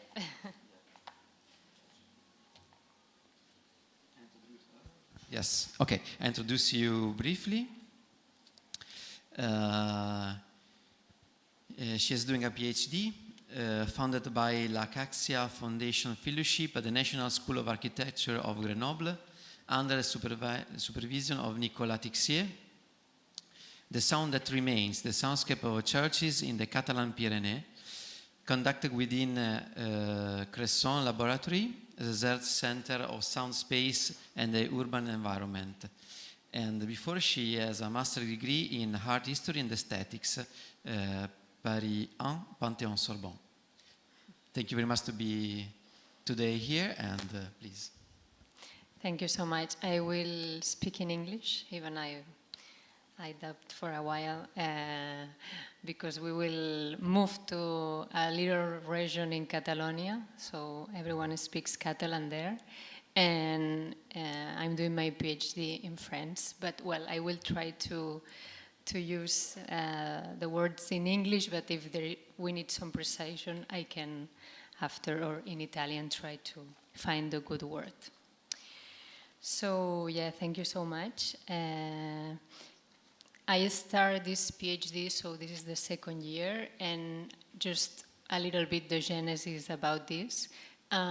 For me, my first souvenir as a kid, my first aesthetic souvenir was when we went with the school when I was younger in the National Museum in Barcelona. And for the first time, we saw that the paintings were not in a frame like the museums used to have the presentation of these artworks.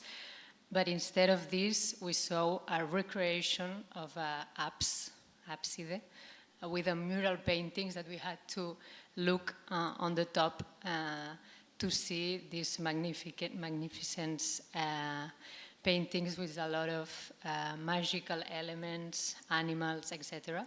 So that was a strong souvenir that, well, arrives until today. And maybe the question I had at that point is how we can move and transport all these artworks from mural paintings to a museum. No, that was something very, very curious for me. So my PhD has several parts, and today I will speak to you about the project part, the practical part, which is in the field work that I'm doing. So I will try to speak like 15 minutes because I would like to show at the end the first version of what I'm doing, and like this we can listen. It's like 7-8 minutes, so like this we can have some time. If it's 20 in total, no? Okay, well.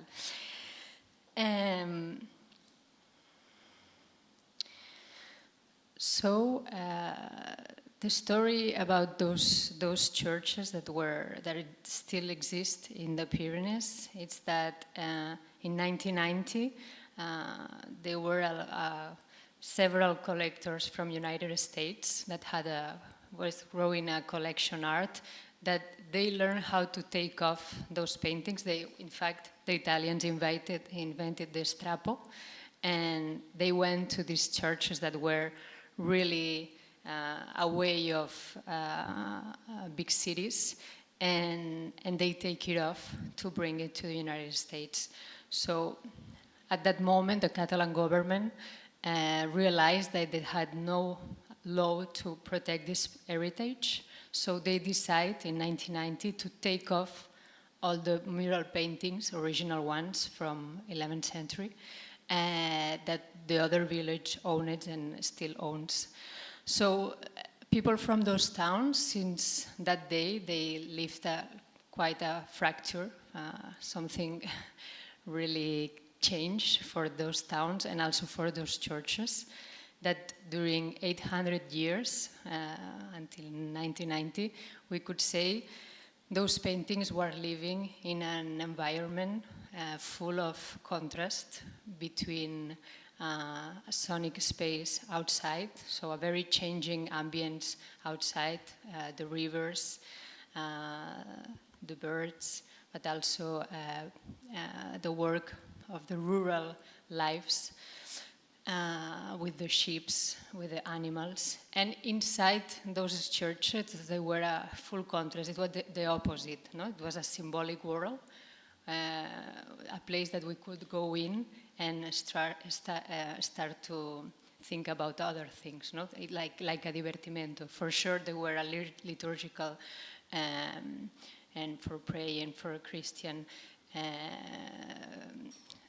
thinking, but also they were in a part that all the traditions that were not religious also take place inside the church. So it was like a social place to socialize, to think in another, a little bit contrepoint, I don't know how to say in English, of the rural and rural life.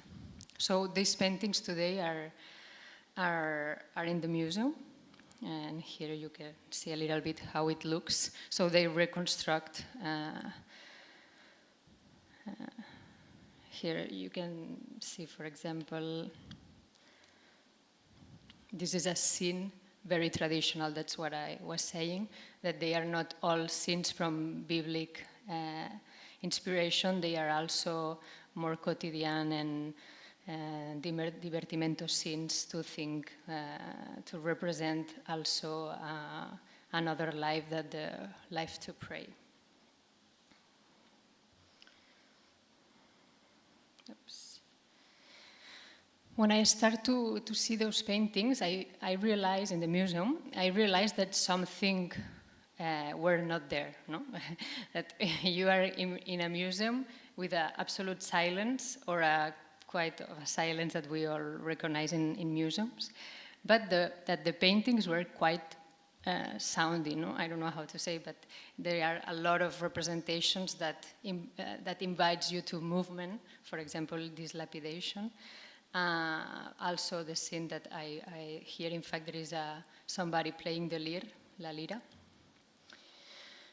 This scene, for example, it's like very, I don't know, there were something that the paintings, in fact, even if some were coming from Italy, and other paintings in another churches were local paintings. So there is all the time this back and forth between what we saw in another place and the things that we have in our quotidianity that we will copy in the paintings. For example, in this one, instead of the lion, they designed the bear. That the bear was very common in those valleys. We are between now 900 and 1,060 meters. So we are, and that's why all the clochers, they are super high, because we need to propagation of the sound. And in fact, the only thing I found that were already studied when I arrived to those places were the cloche, the bells, because in fact they are they sound a lot, and there is a lot of propagation in the valleys with the sound and to communicate with other towns.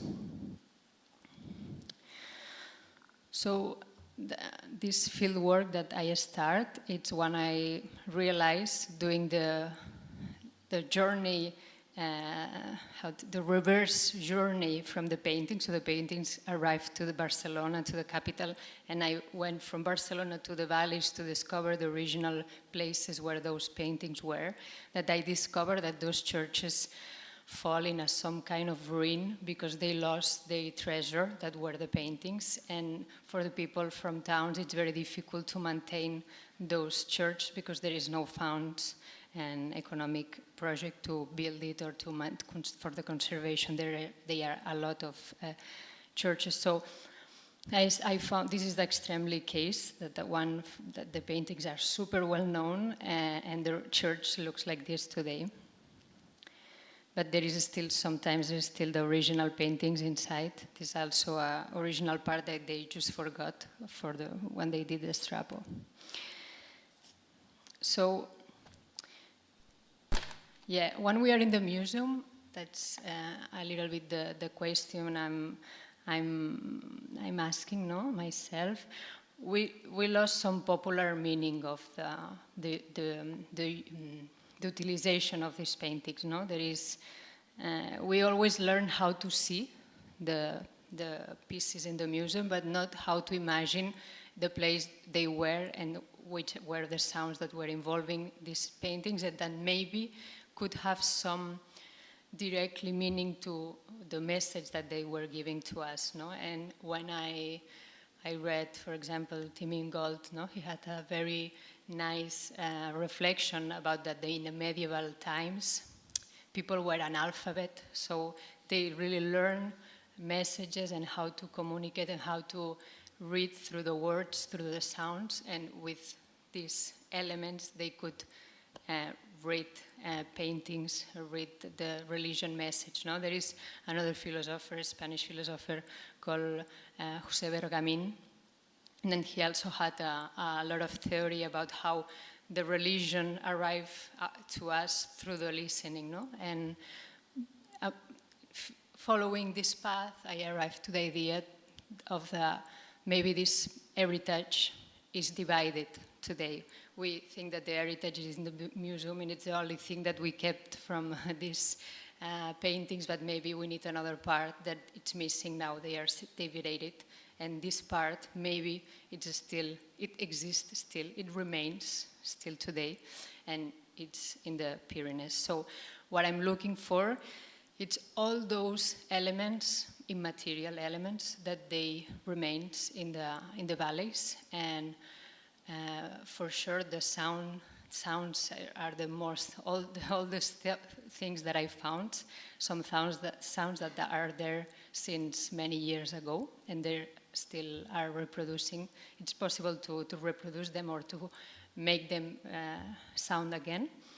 But also there is the light, how the light enters into the church and do some kind of games, plays with the shadows in the paintings, etc. Also the trees, how they are projected inside. So the methodology, for sure there is an ethnographical part with the key keepers. I don't know how to say, but key keepers is like the person who owns the key of the church, and usually this person knows everything, and since many years ago, many generations, they were living in this town, until the point that I found a family who they told me, well, we are one of the families, oldest families in Catalonia, because we live here in this house since 1600. So we have a document that we sell a ground for the ships next to the church in that year. And I was, wow. So the ships were there that year, and you are still berger, I don't know how to say. He still owns ships, and the ships are still sounding there. So this sound for me, for example, it's very, very old, quite old.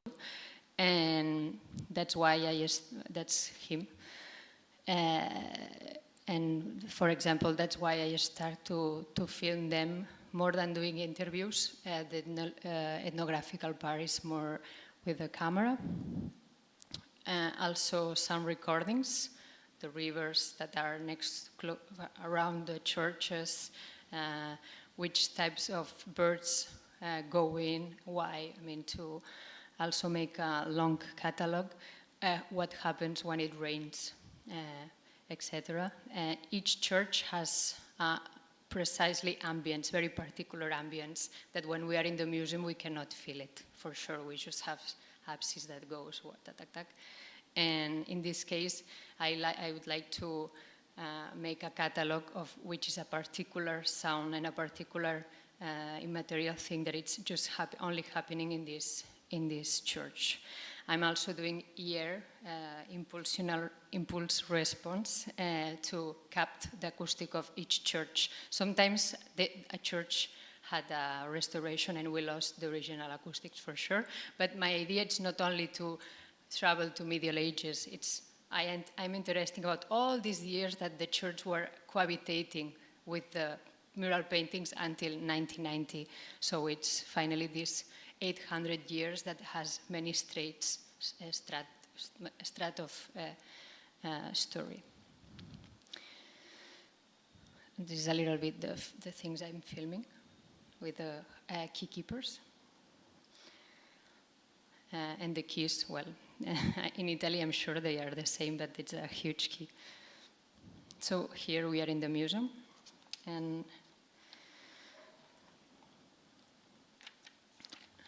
yeah, to finish, I mean, before. So all this material that I'm documenting now, it's for a project that will take place in 1 year in the National Museum. I will do an exhibition, a sound installation with those sounds for each place, each apps that we found in the museum, trying to transpose, because I'm not sure I can transport, but maybe I can transpose those experiences that we live inside these churches today. And the idea, it's because many people say to me, I would like to listen Gregorian songs. But maybe the idea is bring that, as I told you, those sounds from today that they are very old. So like when you are visiting the exhibition, you will feel that you don't know in which age you are, like something very anachronic or intemporal. But that they could happen many years ago. So this will be the idea of this archaeological work that they am doing, and that now I don't know if we have still 10 minutes, to listen this first version of the installation. So it's in 1 year, but well, I work on some possibilities, and maybe we can listen. Just one thing. What we're going to listen, the idea is not to use headphones in the museum. I know it's very, but personally I would like to leave something that we cannot,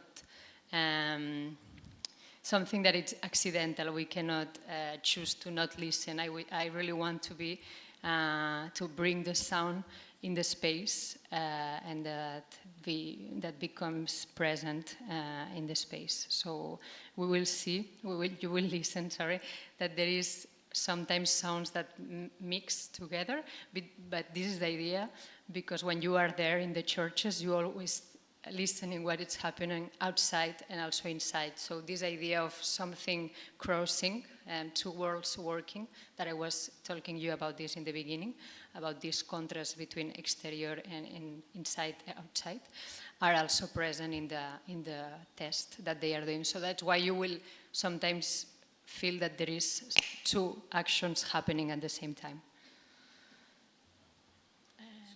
Yeah.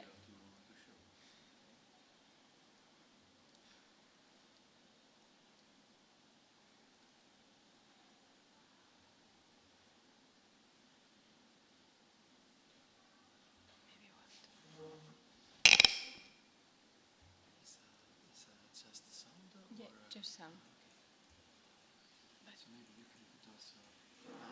sorry. No, it's, yeah. Wait. Because no, there.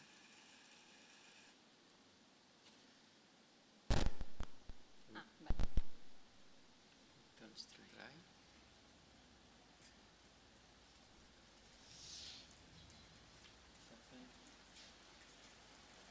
Ah, yeah, it's working.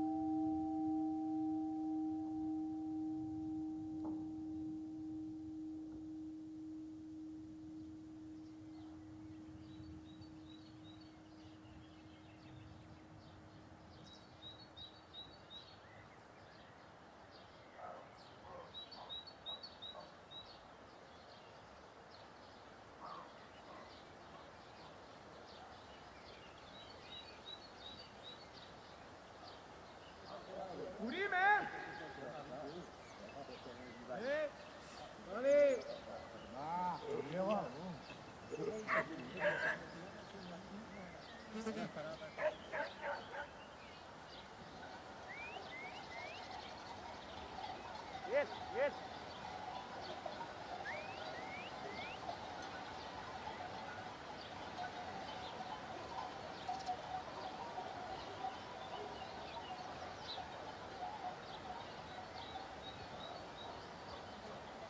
Deixa la porta oberta.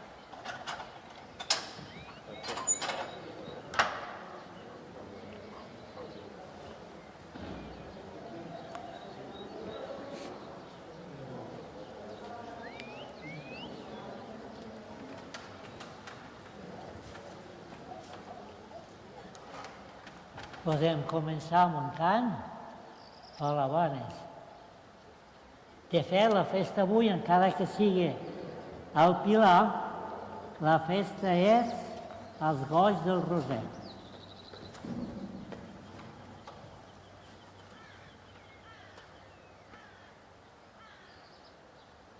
Gran delitus presenta, vostre fill ressuscita, amb 5 roses que portaven a les mans, peus i costes, per les quals el Llucifer, que dels sants l'infern omplia, fou robat en aquell dia que florí el Sant Roser. Us mostreu vostre poder, fent miracles cada dia. Preserveu, Verge Maria, els confrares del Roser. En nom del Pare, del Fill, de l'Esperit Sant. Amén. Demanem per aquells que van construir aquesta església, que el van conservar, que van treballar amb tant d'amor. Els treballadors, els que es van formar, els que s'hi van reunir, que tots ens facin sentir la joia de celebrar la nostra festa. Marley, vine.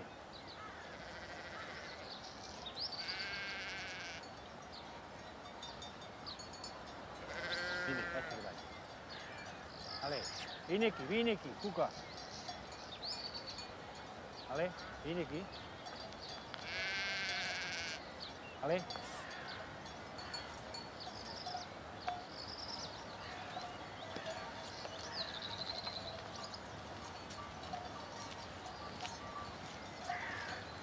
Take it right.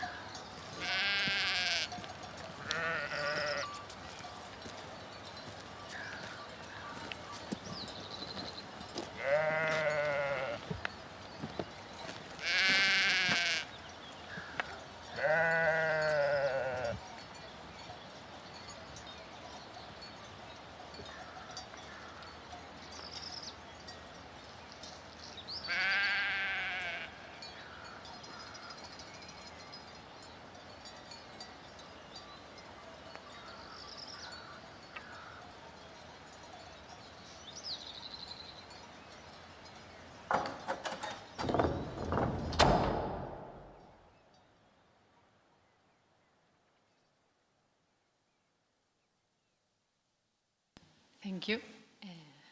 Just to finish, two things. At the end of this recording, in fact, that's this berger, I don't know how to say, pastore, that explains me that some years ago his sheep enter inside the church, but now they put protection.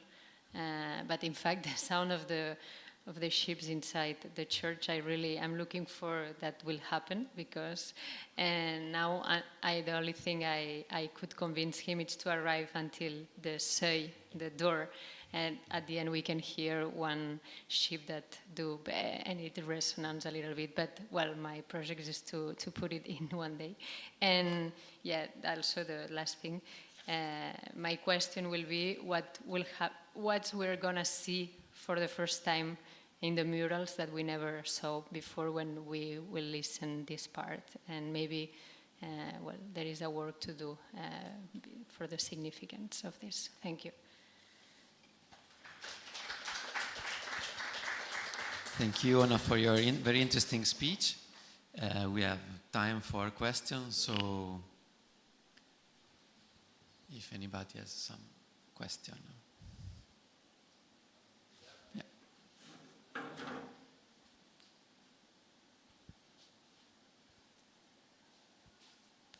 Yeah, thank you very much for the presentation. It was super interesting.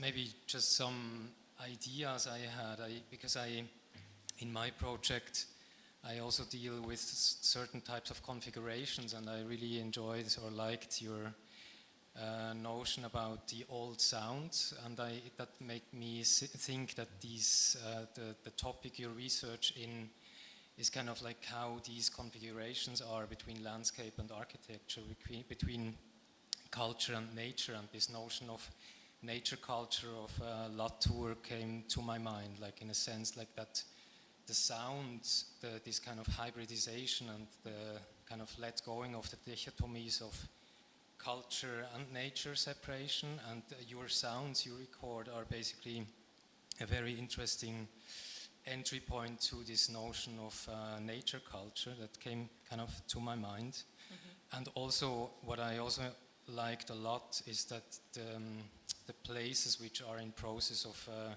getting ruins, like how they in a long term, even like the old sounds get transformed by kind of nature which reclaims back these places. That was also something which I really felt it's an interesting point in your project. Yeah, absolutely. I also felt that when I started 2 years ago, some churches were better than today, and now we cannot go in anymore because they're gonna fall. So that in that moment I realized that actually it's very important to do the project now, and this idea of time, it passed very quickly. And thank you.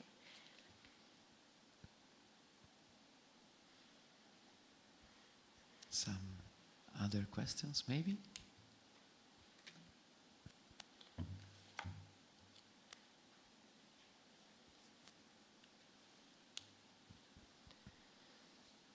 Ona, this is an excellent project. It's fascinating, the history that you've been able to share here. This is something I'm personally not familiar with at all, and I think it's a fantastic project, cultural history, but also soundscape project, and your point of entry it's excellent. It's really nicely done. One of the questions that I had, I have many, but I'll sit on one, which is, you talked about the motivations of the people, or at least anyway you implied the motivations of the people and the projects that removed the images from the churches to begin with. My question, I guess, is what were the sort of logics and motivations of those people and projects and institutions where they felt like removing the images without any context, or at least attending to the context of the space itself? How was that okay? First of all, like, that's my question. And also, so like, not to mention, of course, sound was forgotten, and that is something that we're all too used to in the experience of place and art and particular cultural spaces. But it also seems to me like it's a sort of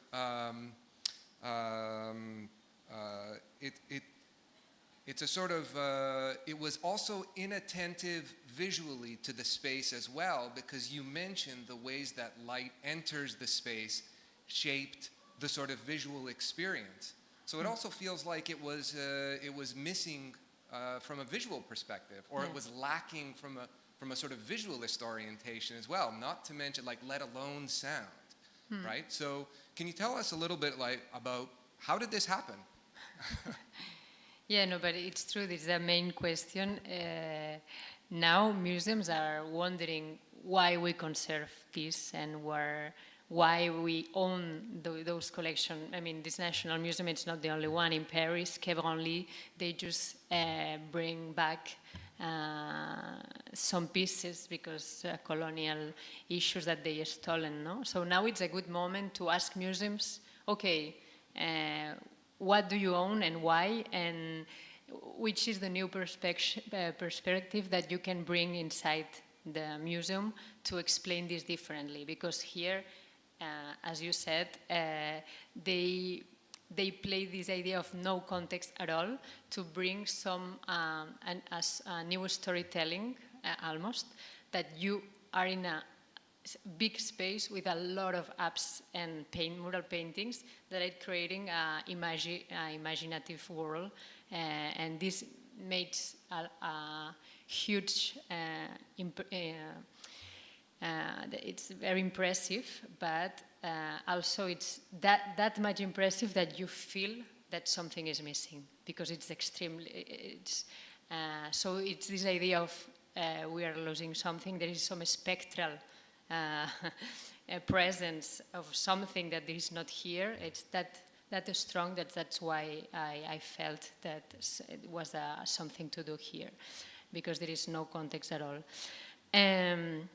So yeah, now that's why this exhibition, a little bit for them, it's a good moment to make a new point of this, and even the idea is to now make an exhibition, but keep all these sounds, and afterwards make some permanent, to give them permanent those sounds, but maybe through headphones, but to also change the discourse that they had until today.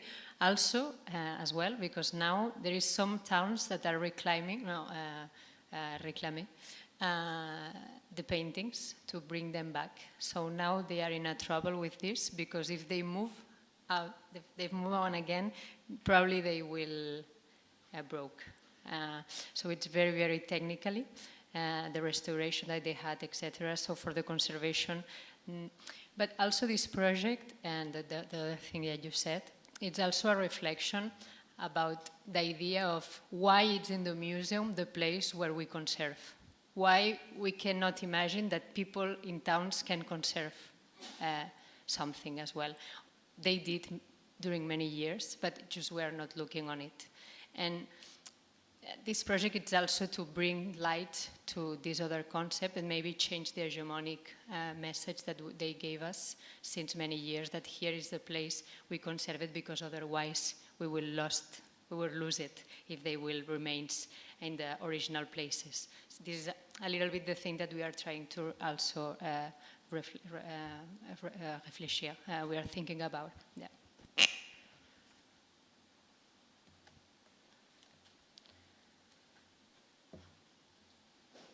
Some questions or? Okay, maybe I can move from this because I'm very interested in it, and also I found really resonance between the intervention of Alessandra Calanchi about literature and your speech, because also in visual art we can find ways to, I can say, activate in this case pictures through sounds. Like, literature can be activated. I use these words that come from the philosopher Nelson Goodman, that thought about the languages of the art. And he says when, for example, there are some lights that arrives on a work of art, can activate that work of art, and we can find other meanings. And so you show us how there are at least 3 levels, I think, of the relationship between sound and images. For example, the sounds that are inside the images, so the sounds that the images evokes, but also the soundscape that informed the people that made the picture. The fact that picture was produced also inside a soundscape. And the third level is the reception, the soundscape in which we receive the images. And so just want to ask to you to explicit us if you believe that if we see an images in another soundscape, can can have another meanings of that pictures of that, for example, in this case, the mural painting. So, according to you, Soundscape can activate new meanings of these pictures? That's what I would like to see what will happen when we will make the installation in the place, and what will happen when people will come to discover it with the sound, but also it will be the first time as well that people from towns go to the museum, because it's 4 hours by car those places from the museum, and it will be a sort of meeting between people that already know these sounds because they cohabit with them right now, and people that don't know even if we are in a mountain or next to a road or next to a river. So yeah, it's a little bit the question that I would like to figure out, asking about the reception. It will be the conclusion of this part, but I have the trust. I trust that something will happen, but yeah, we will see. So thank you very much, Ona, and thank you for your listening. We can end the morning here in the Aula Magna. Now there is the lunch break, and we can meet here at 2:30 p.m. also with the 2 parallel sessions here in Aula Magna and room number 9. Thank you very much. See you later.